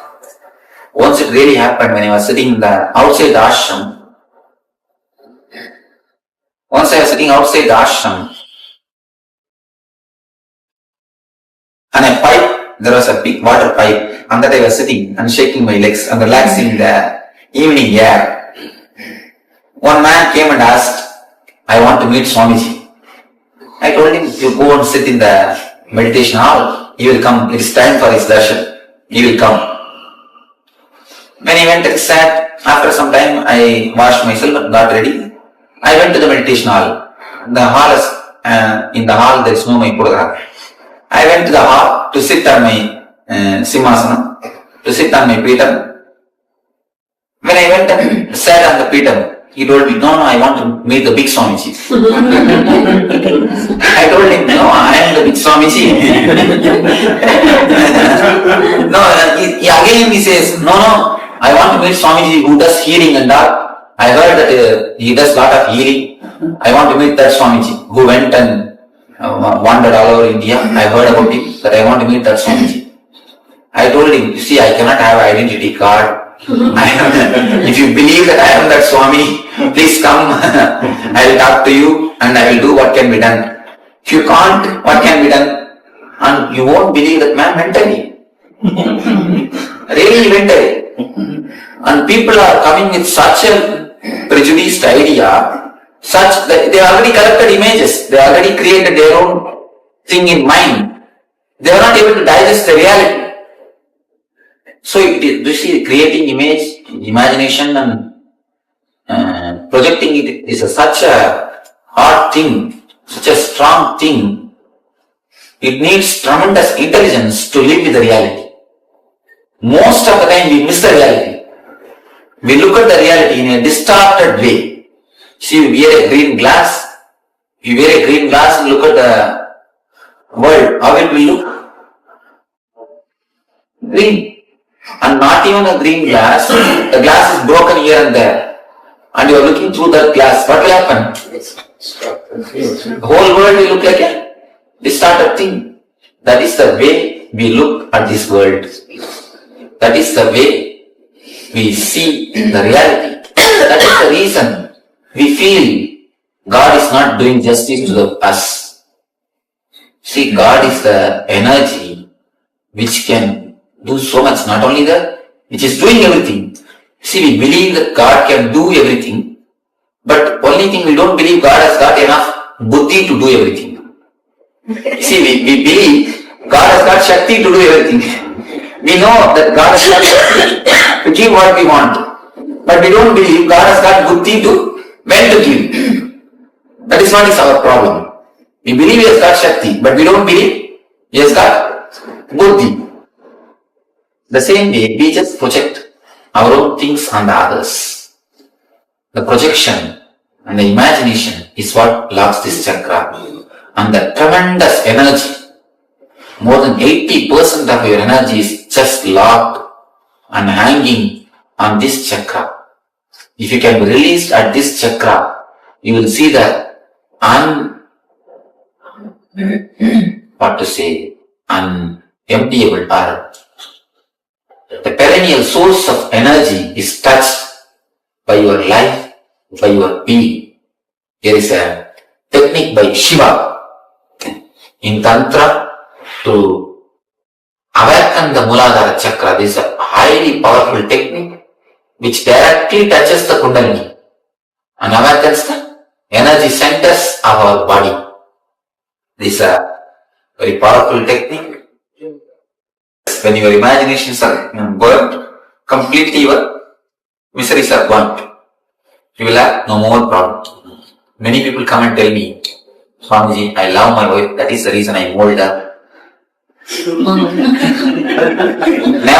tell that lie. You see, there is a two things. One is wife, another one is mold. If you love the wife, you will change the mold.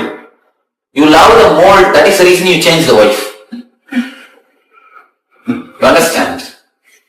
If you love the wife, you will never change the wife, you will change the mold. You are loving the mold, that is the reason. That's right. Change the wife. Never say that I love her because I love her, I change her. No.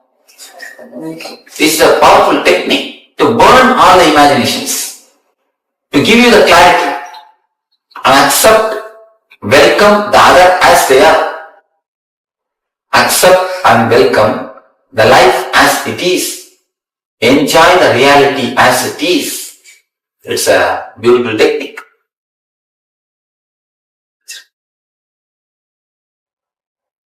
To awaken the energy of the Muladhara. You see, if the Muladhara is awakened, you will accept the reality. If you accept the reality, Muladhara will be awakened. It will be like a chain. Any chakra has to be awakened with understanding. You see, there should be two things in your life. Maturity and meditation, both. Only meditation will do nothing. There are many people whom you can see from morning till night, they sit in the puja room and meditate. As soon as they come out, they jump like a bomb on the others. Somebody came and asked me, Swamiji, what puja should I do? I wanted peace in my house, happiness in my house. What puja should I do? I told her, you see, first thing, all of you sit with each other, laugh, joke, understand each other. That is the first puja you should do. She told me, no, I am already doing Varalakshmi puja. Should I do Vaibhava Lakshmi puja? What puja should I do? What prakash should I do? I told her, you see, when you enter into the puja room, you do puja to the Lakshmi. When you come out of the puja room, you do archana to your husband. Puja to your Lakshmi, archana to your husband. How can peace exist in your house? How can this thing happen in the real life? So simply meditating will do nothing. Meditation and maturity, both should have in your life, both should go hand in hand. Then only you will see the transformation in your life. Or when you close your eyes, you will be sitting and meditating. When you open your eyes, you jump on everybody and bite. That is not the way of real life. That is a pseudo-spirituality. I call that as a pseudo-spirituality.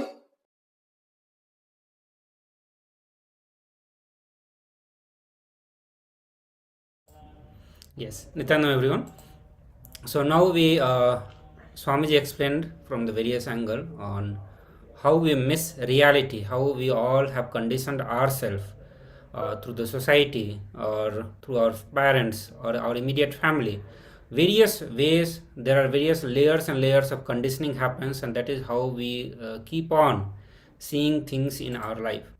So it is important that we work on removing all those conditionings, specifically all the conditionings that we received in our childhood age.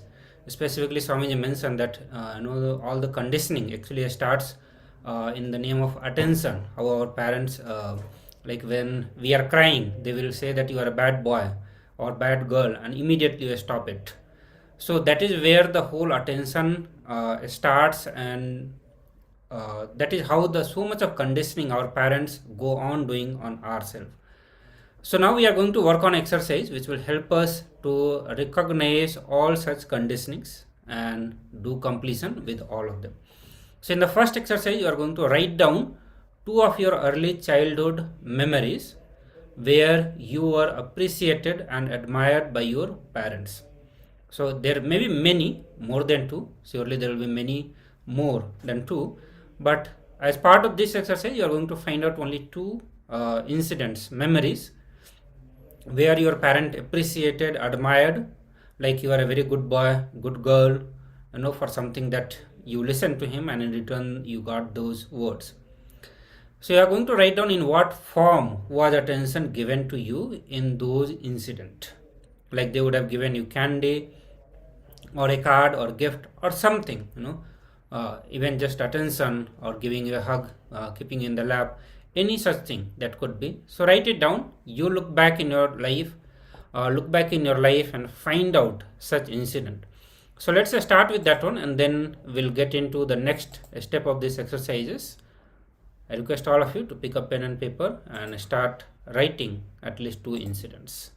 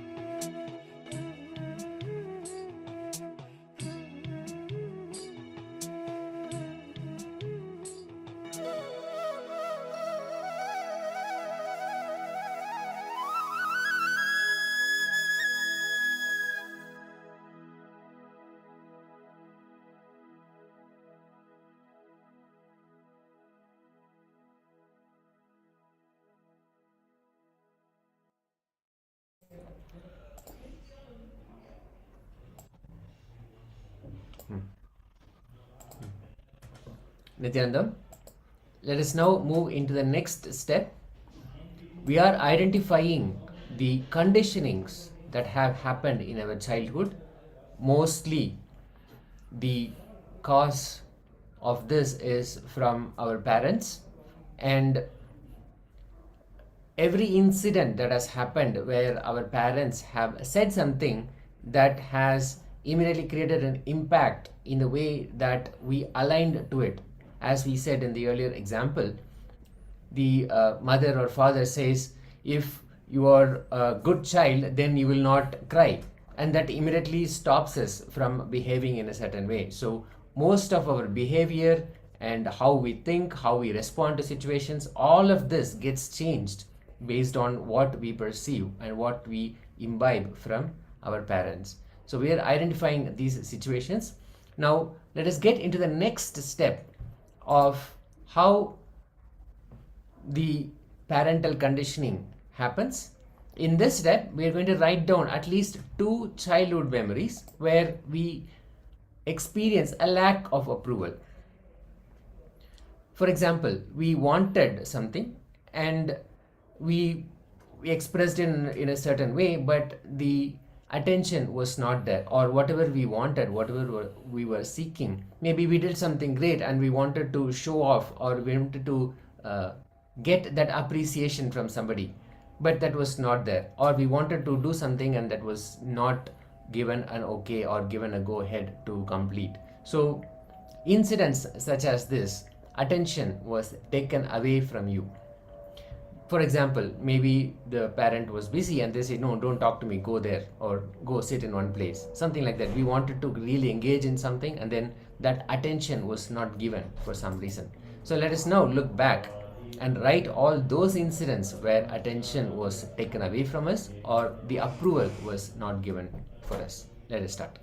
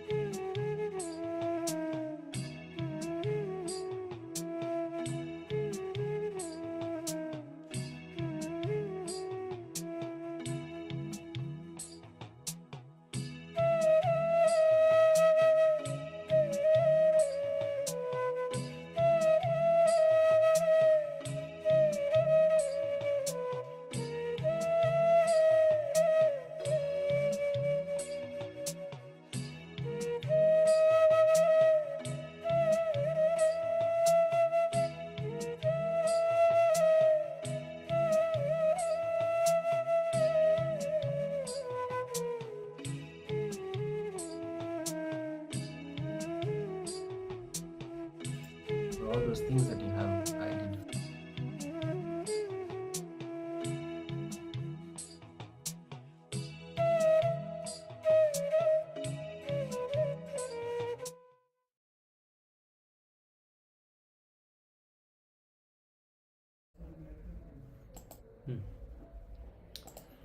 Nithyananda. So let us slowly relax from this exercise, and now we'll enter into the next step, the third step, which is the critical step in this exercise.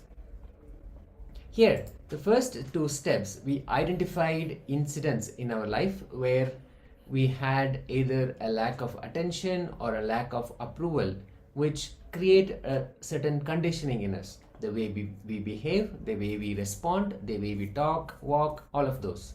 The behavior has been conditioned by our early childhood incidents.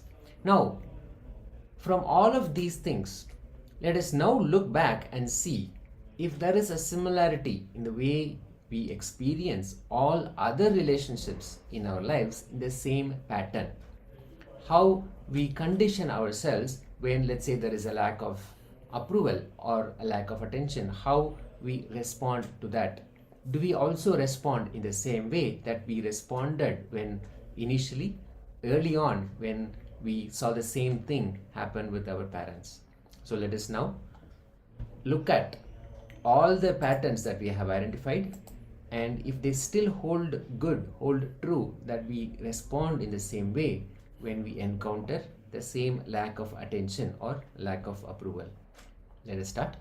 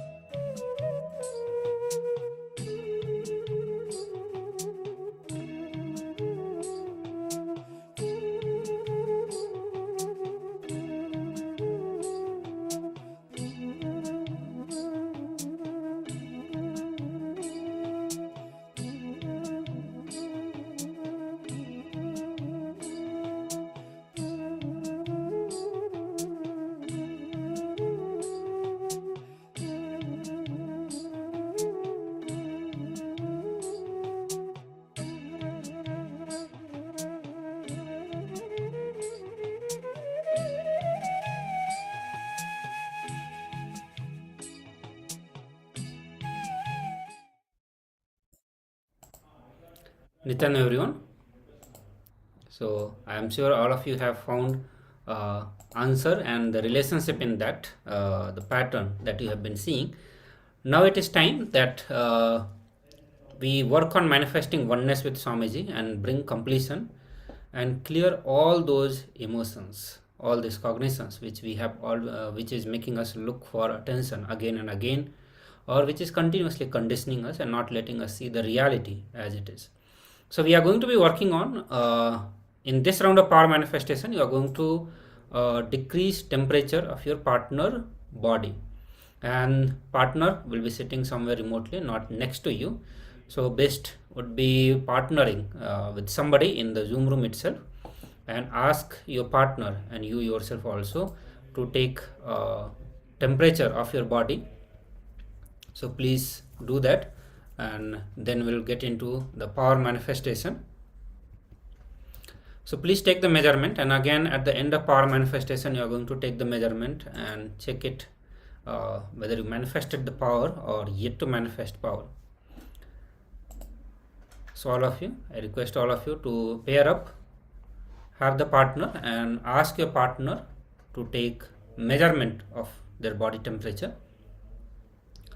Once that is done, as soon as that is done, start chanting Mahavakya intensely to connect with Swamiji in oneness.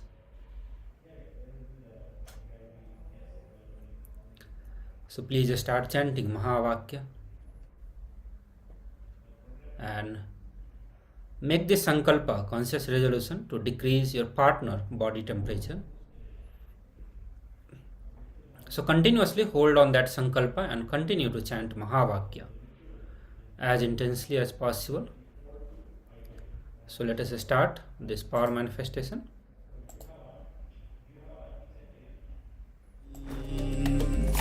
Om Nithyananda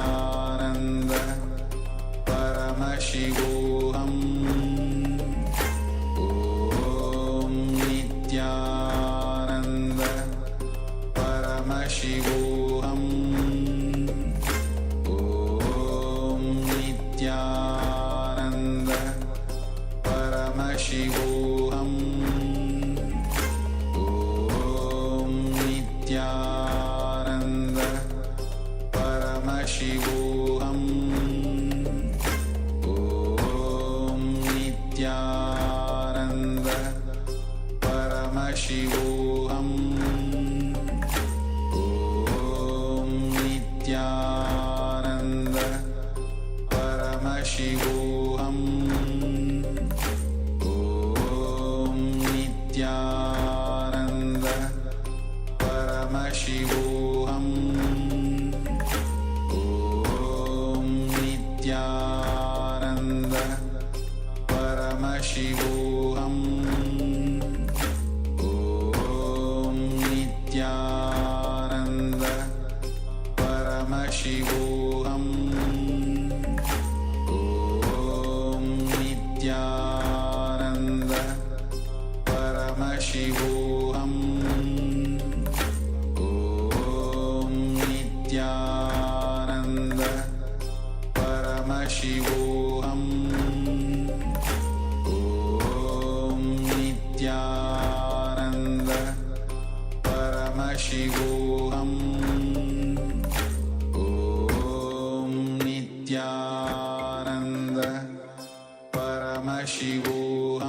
Paramashivoham. Om Nithyananda Paramashivoham. Om Nithyananda Paramashivoham. Om Nithyananda Paramashivoham. Om Nithyananda Paramashivoham. Om Nithyananda Paramashivoham. Om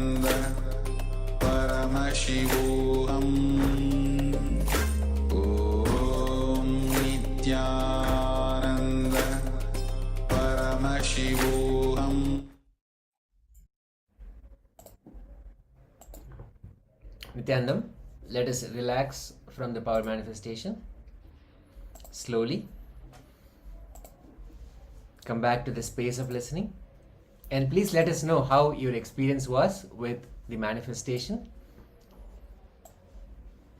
It's always a reason to celebrate when we have Paramashiva manifesting in our inner space, in our being, in the form of the SPH, Supreme Pontiff of Hinduism, Bhagavan Nithyananda Paramashiva. So celebrate that you experienced, manifested that oneness with Paramashiva in this exercise.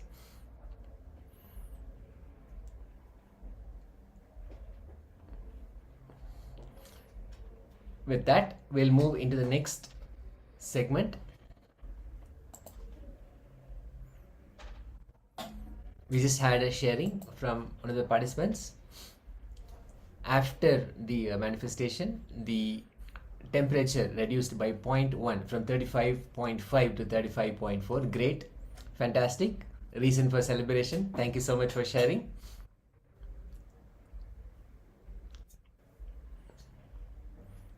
Thank you. We'll now move into the next segment. Now we'll be listening to powerful cognitions and initiations from the Supreme Pontiff of Hinduism in this segment.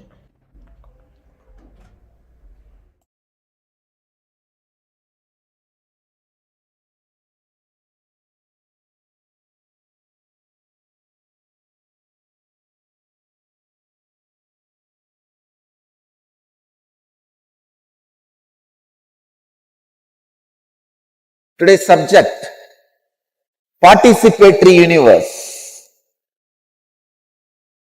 In Patanjali's Yoga Sutra, the 4th chapter, 15th verse.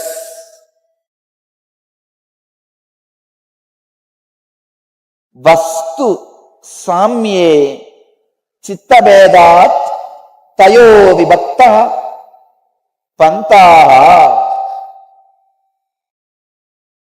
Swami Vivekananda translates this sutra as, since perception and desire vary with regard to the same object, mind and object are of different nature.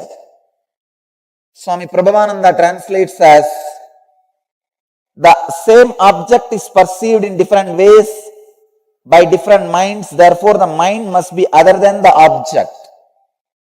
Swami Satchidananda translates as, due to differences in various minds, perception of even the same object may vary.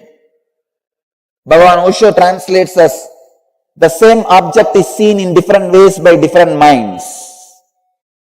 Let me enter into the sacred secrets revealed in this sutra. Participatory universe. Universe is not independent of your participation. Please understand, universe happens as you experience because you participate in particular way.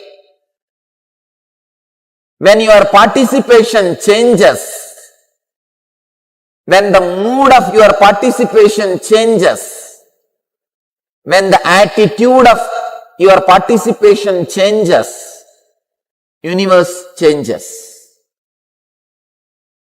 There are two sacred secrets in the sutra. One, when your participation changes,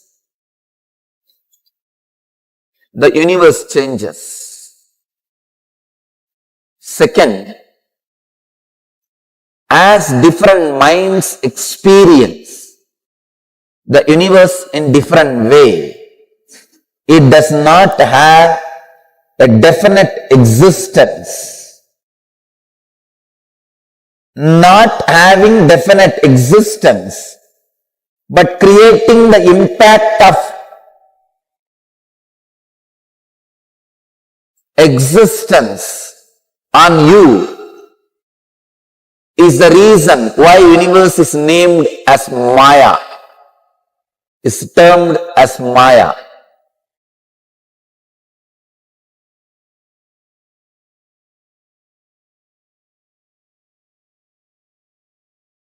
It is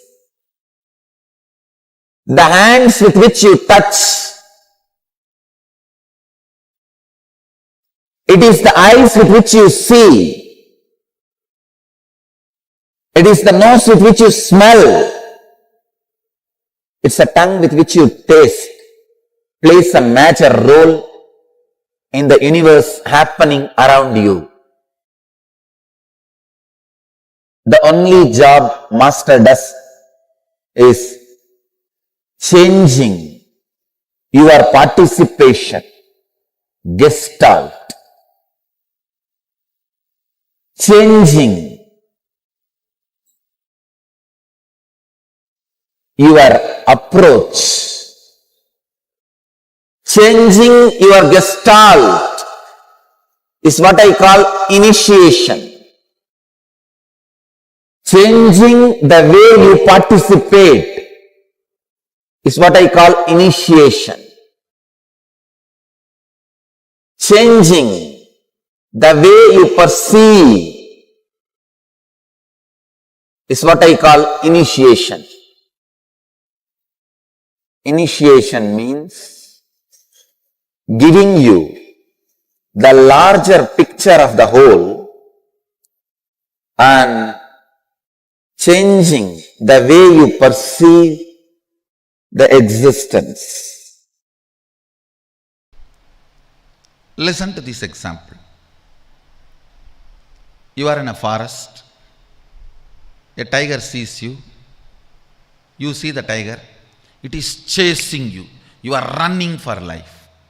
That is Maya. Because the way you want to see, you create what you want to see.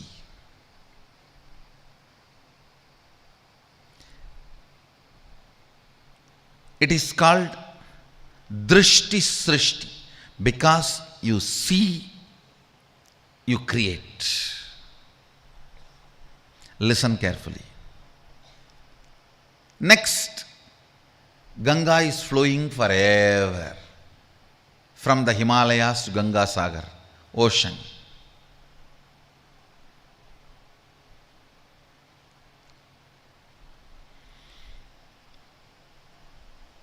That is Srishti Drishti. Because it is there, you see. Listen carefully. This is the difference. Tiger chasing you, experience is Srishti Drishti. Because you see it is happening. Ganga flowing is Srishti, means it exists. Because it exists, you see. Tiger chasing you is Drishti Srishti. Drishti means seeing. Srishti means creation. Because of your seeing, it is created. Ganga flowing is Srishti Drishti. Because it is there, you are seeing. What's the difference?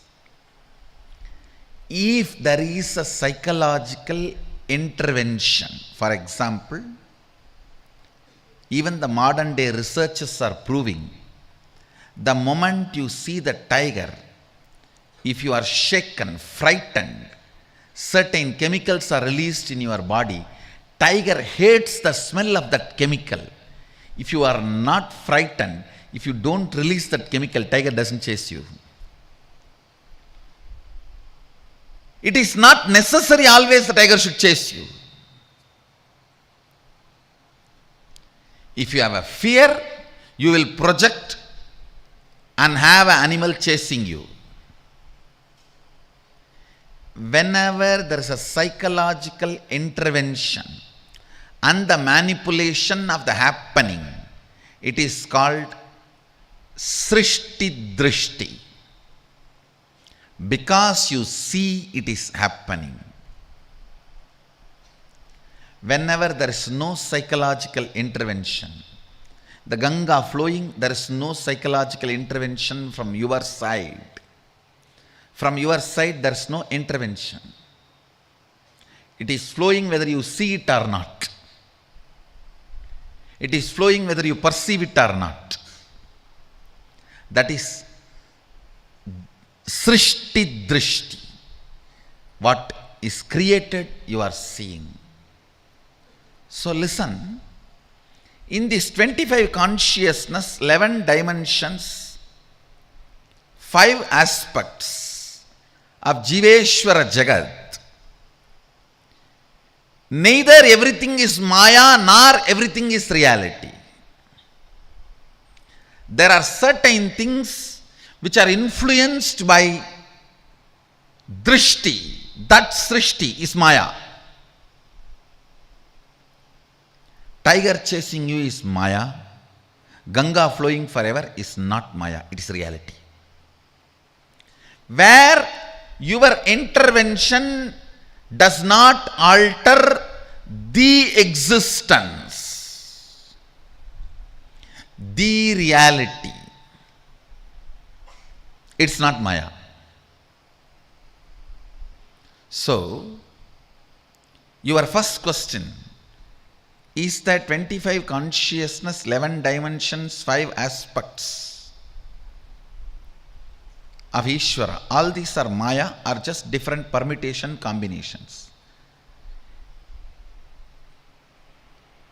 Different permutation combinations of these 3, which is influenced by the seer, is Maya. Which is not influenced by the seer is reality.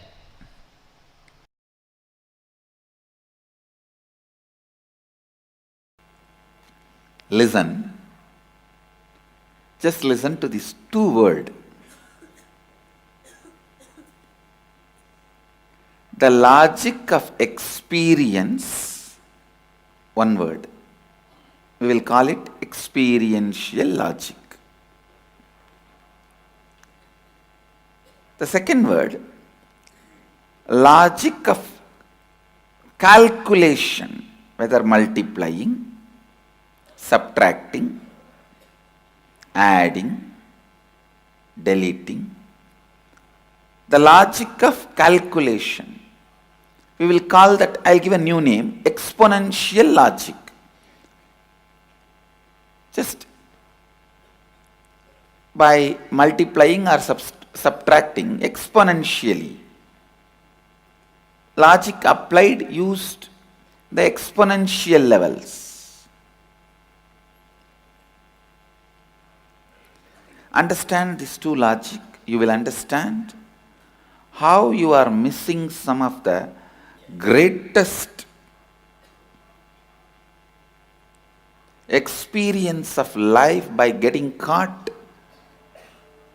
in a blind logic. It is like instead of cooling glass, you are wearing a complete no glass, just 2 black stones fixed in a frame.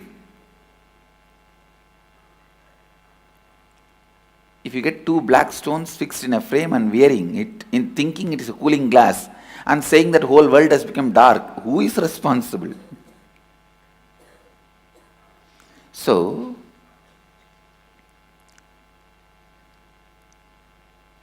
if you are using exponential logic for experiential matters and go on claiming experience is not happening, who is responsible?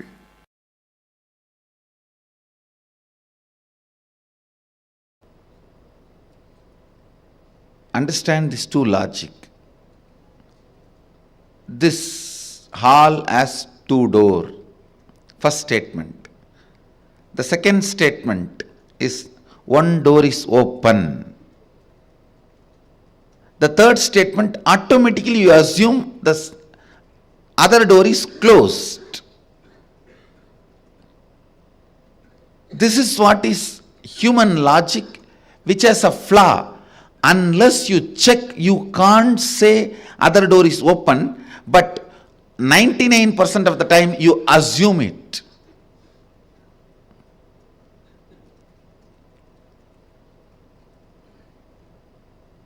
The fact is, other door may be open, may be closed. Only after checking you can say.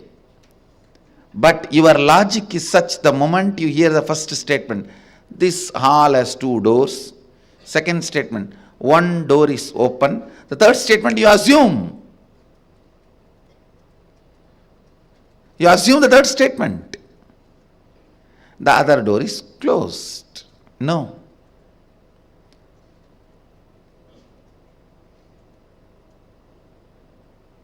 It is irrational, rational logic. Irrationally rational logic. What do you call as rational, but irrational? Please understand. Same way, this is the same logic with which you operate your body. If your eyes can see out, you automatically come to the conclusion they can't see in. In Agama, Mahadeva says very clearly, your eyes has a capacity to roll 360 degree. This side can see anything inside your body and outside anyway. When you believe you can see any distance in the sky out, you automatically shut down the possibility you can see in. The irrational, rational logic. If one door is open, automatically you come to the conclusion other door is closed. You don't even go there and see and then decide. Listen. Please understand. The logic you believe in your normal life, that is the same logic with which you handle your body, and your body's capabilities and abilities are developed. If you believe you can see up and in, from the beginning your body will develop that capabilities. If you believe you can see only up, not in, you will have only that power. This power will be forgotten. Understand? Your beliefs about life will naturally impact in a very strong way your beliefs about your body. Your beliefs about your body will impact abilities and capabilities your body can experience and express. The powers and experiences you can experience and express. With this third eye awakening, many of you have broken that ice, that I can't has been broken. When this I can't is broken, half of the work is done. When you say I can, I just should say this also, and this also. Most of the time the spelling mistakes you make while you read a newspaper or magazine or your iPod will be very funny, because you don't read from there, you read from here. You'll suddenly realize, God, second time, third time when you read, oh, this is what is there, but I thought this is what there. Even while you are seeing, you don't see here, you see from here.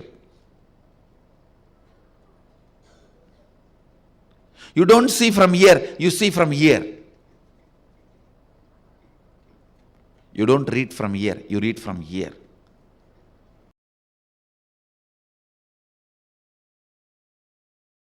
Understand The inner space you carry is such powerful inner space.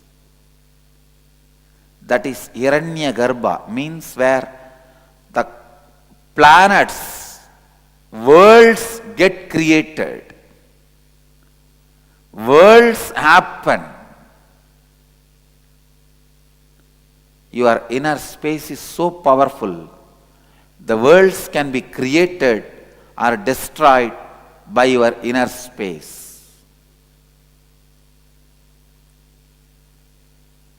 You may be individual, but your inner space is not individual. It is well connected with the whole universe. So anything you decide in your inner space becomes reality in the cosmos, reality in the life, reality in existence. Please understand. Just like you have internal organs, liver, kidney, heart, for some people brain. You have internal organs, you have something called antakarana. English, I don't have an equivalent word for antakarana. Maybe I can give a new word, internalizing organs. They are not physically there. If you cut your body, you will not find those organs. But those organs are responsible for all the inner happenings, like your thinking, your words, your decisions. Your thinking may happen in brain, but brain is not responsible for your thinking. Please understand. Thinking may happen in brain, but brain is not the owner of thinking. Somebody else is thinking through the brain, using the brain. Through your eyes, seeing happens. So there is antakaranas. In Vedic tradition, the human physiology and human psychology, we call it the microcosmic physiology and psychology. Please understand. In Vedic tradition, human body is considered as miniature of the cosmos. We don't call human body as accident or a pleasure instrument or born out of sin. No. It's a miniature of the cosmos. Pindanda. Brahmanda means macrocosm. Pindanda means microcosm. Our body is microcosm. Biology of the microcosm, physiology of the microcosm, psychology of the microcosm is a well expounded, beautiful subject in Vedic tradition. Very beautifully described and explained. It gives the explanations about various antakaranas. Due to lack of the words in English, I'll use the word internalizing organs. Or maybe even that word is too big and doesn't directly make sense. Intra-organs, I'll give the word. Internal organs cannot be used because liver, kidney, all those organs need to be given that word internal organs. Intra-organs may be the word I'll use. Vak is one of those intra-organs, means your ability to speak, ability to convert sound into words. That is called vak. Same way, your ability to feel ownership, your ability to feel the right, your ability to feel what belongs to you. So these intra-organs, your ability to feel what belongs to you, what is you, is chitta. Your ability to speak is vak. This vak, chitta, and your ability to live,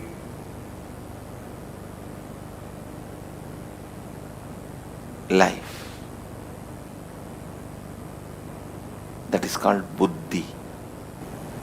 Understand, the person who goes on giving nectar to others more than others, he will only be filled with nectar. Enriching is such a powerful process, such an exciting process, such a joyful process with the right context of life. It brings so much life, I tell you. Anything, if you constantly keep talking about it, thinking about it, listening about it, it becomes alive in you. Whatever you think, talk, listen, you attract that more and more, and that becomes your experience. The truth you need to be declaring, like the truths I gave, the static matter, dynamic existence, dynamic activity and strategic existence is one and the same. Declare that, and then just go to your third eye or Anandagandha. Remember, the darshan is the best way to remember. That is why the darshans are given with all this music, light, the light and sound effect. Just close your eyes and remember the darshans you had. Any one darshan, just replay. It's already recorded in your system. Then give the instruction now. Simply the matter will obey, matter will do what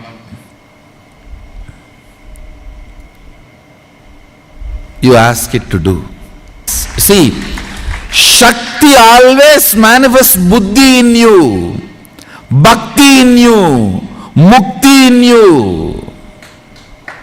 I tell you, even for a headache, ask Mahadeva to solve. Because when he solves, you will never have a headache again.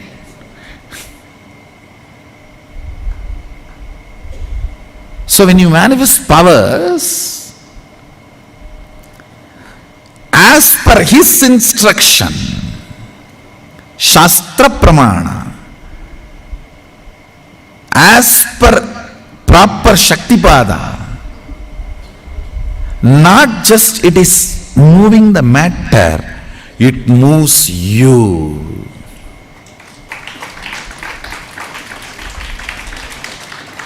The next effect of that in your life just shoots up. You can now manifest so much of bhakti, so much of shakti, so much of buddhi, so much of yukti in multi-dimensional. One more thing I want all of you to know. If you manifest any one power thoroughly, you will manifest all the powers, because each power is not separate technique.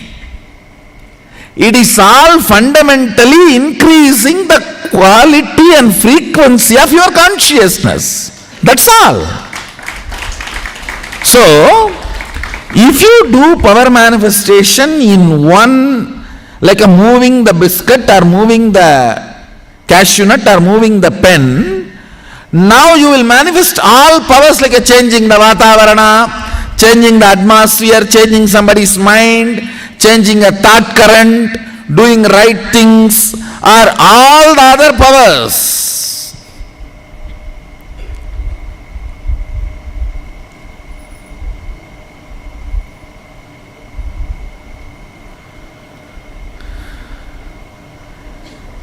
Any other power, you are initiated and going to be initiated.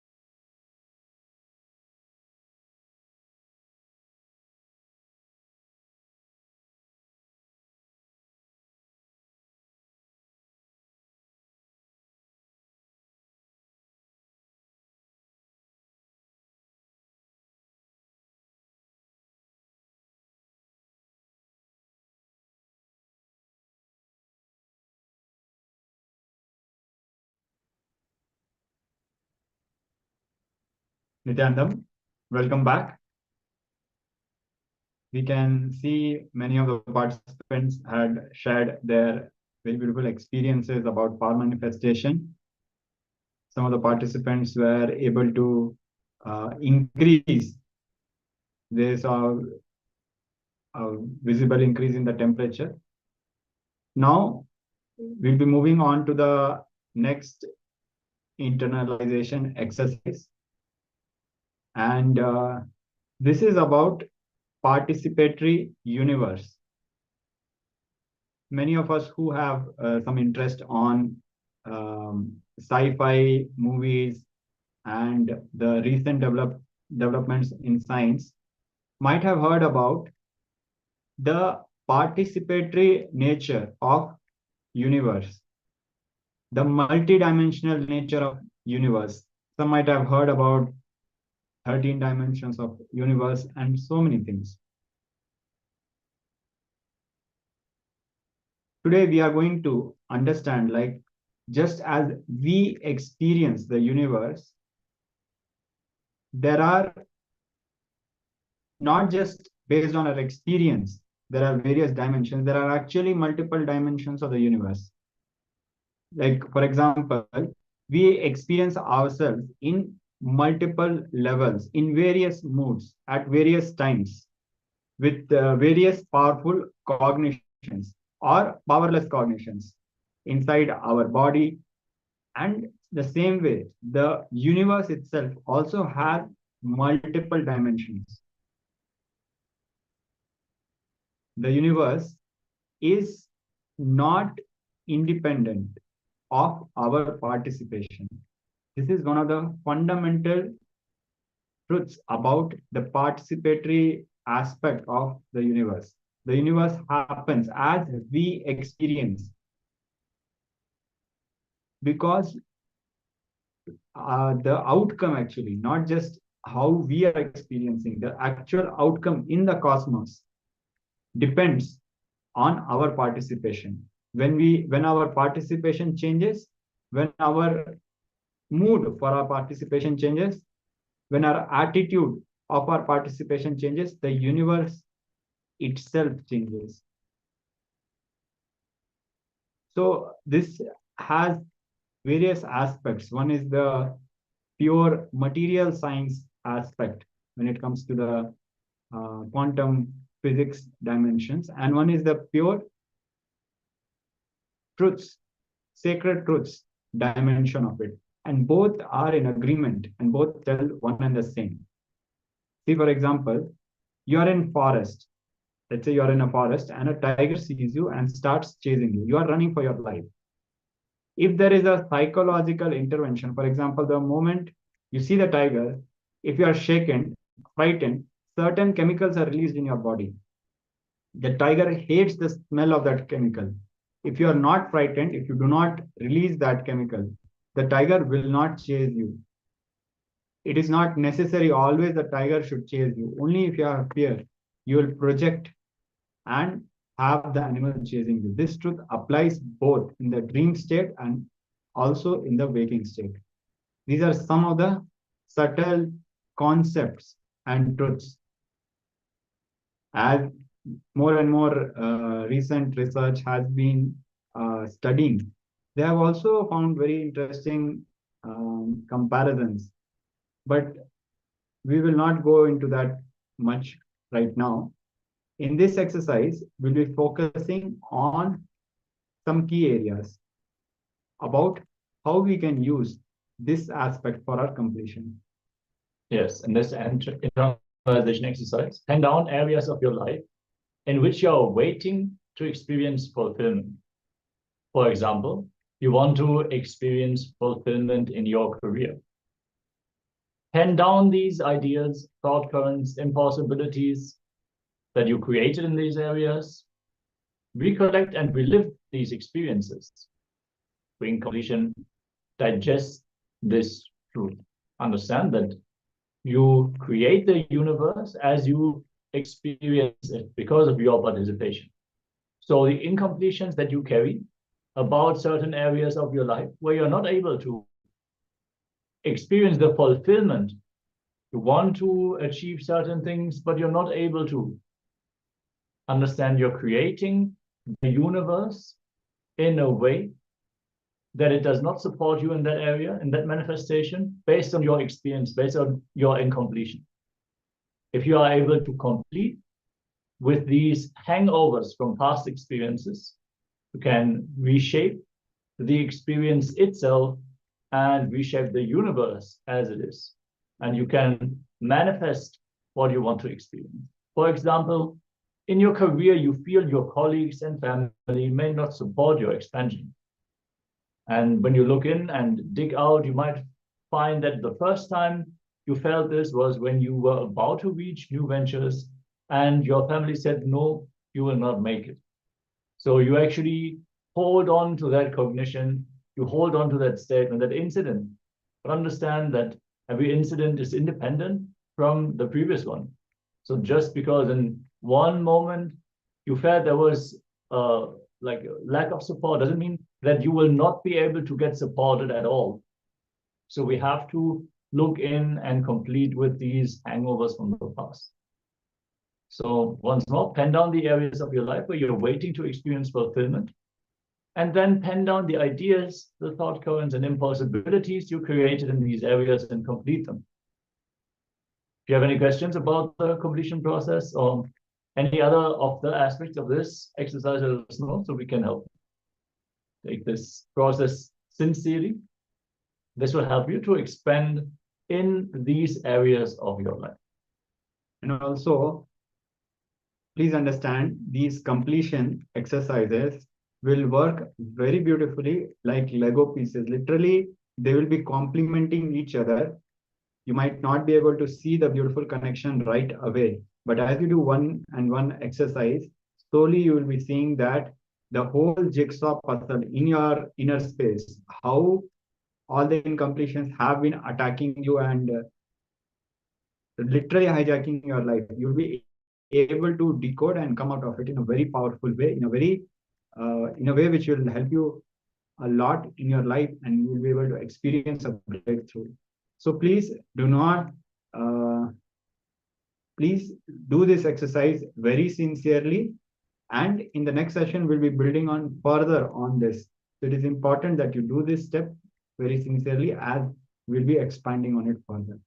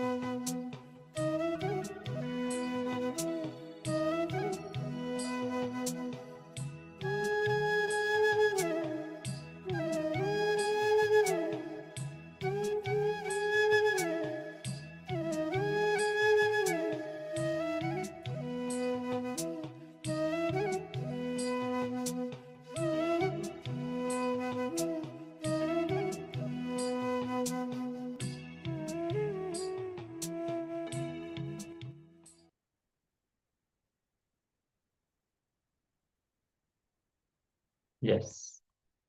Everyone now settle down. And let us move on to the next round of today's power manifestation. Today we are changing the heat of our own body. So settle down. We're going to record. In this round, we're going to manifest the power for a partner. So we're going to change the body temperature of our partner. So in this round, let us decrease the temperature of the partner, measure the body temperature of the partner, and note the number down that you have measured as you connect to Swamiji and clear oneness with Swamiji. Sit in that visualization of Swamiji in your inner space, in that sweet feeling connection. Chant the Mahavakya, Om Nithyananda, Paramashivoham, and request Swamiji to manifest this power through you.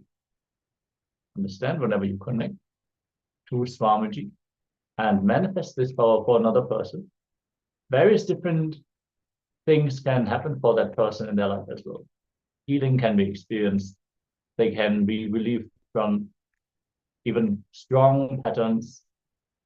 They can manifest the superconscious breakthrough for themselves whenever they can experience this high frequency, this power manifestation science.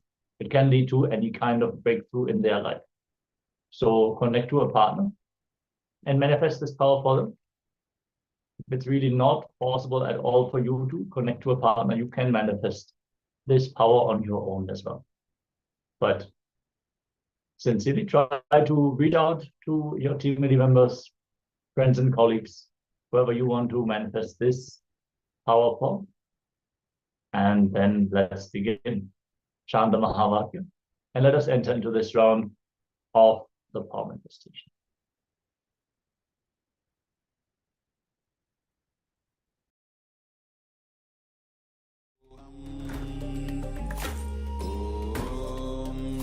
Nithyananda Paramashivoham Om Nithyananda Paramashivoham Om Nithyananda Paramashivoham Om Nithyananda Paramashivoham Om Nithyananda Paramashivoham Om Nithyananda Paramashivoham Om Nithyananda Paramashivoham Om Nithyananda Paramashivoham Om Nithyananda Paramashivoham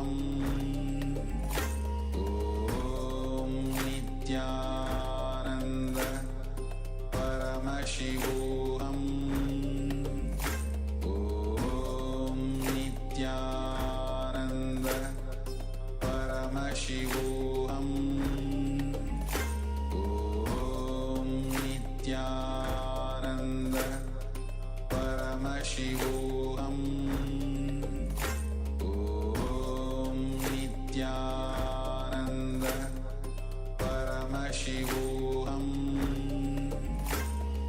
Om Nithyananda Paramashivoham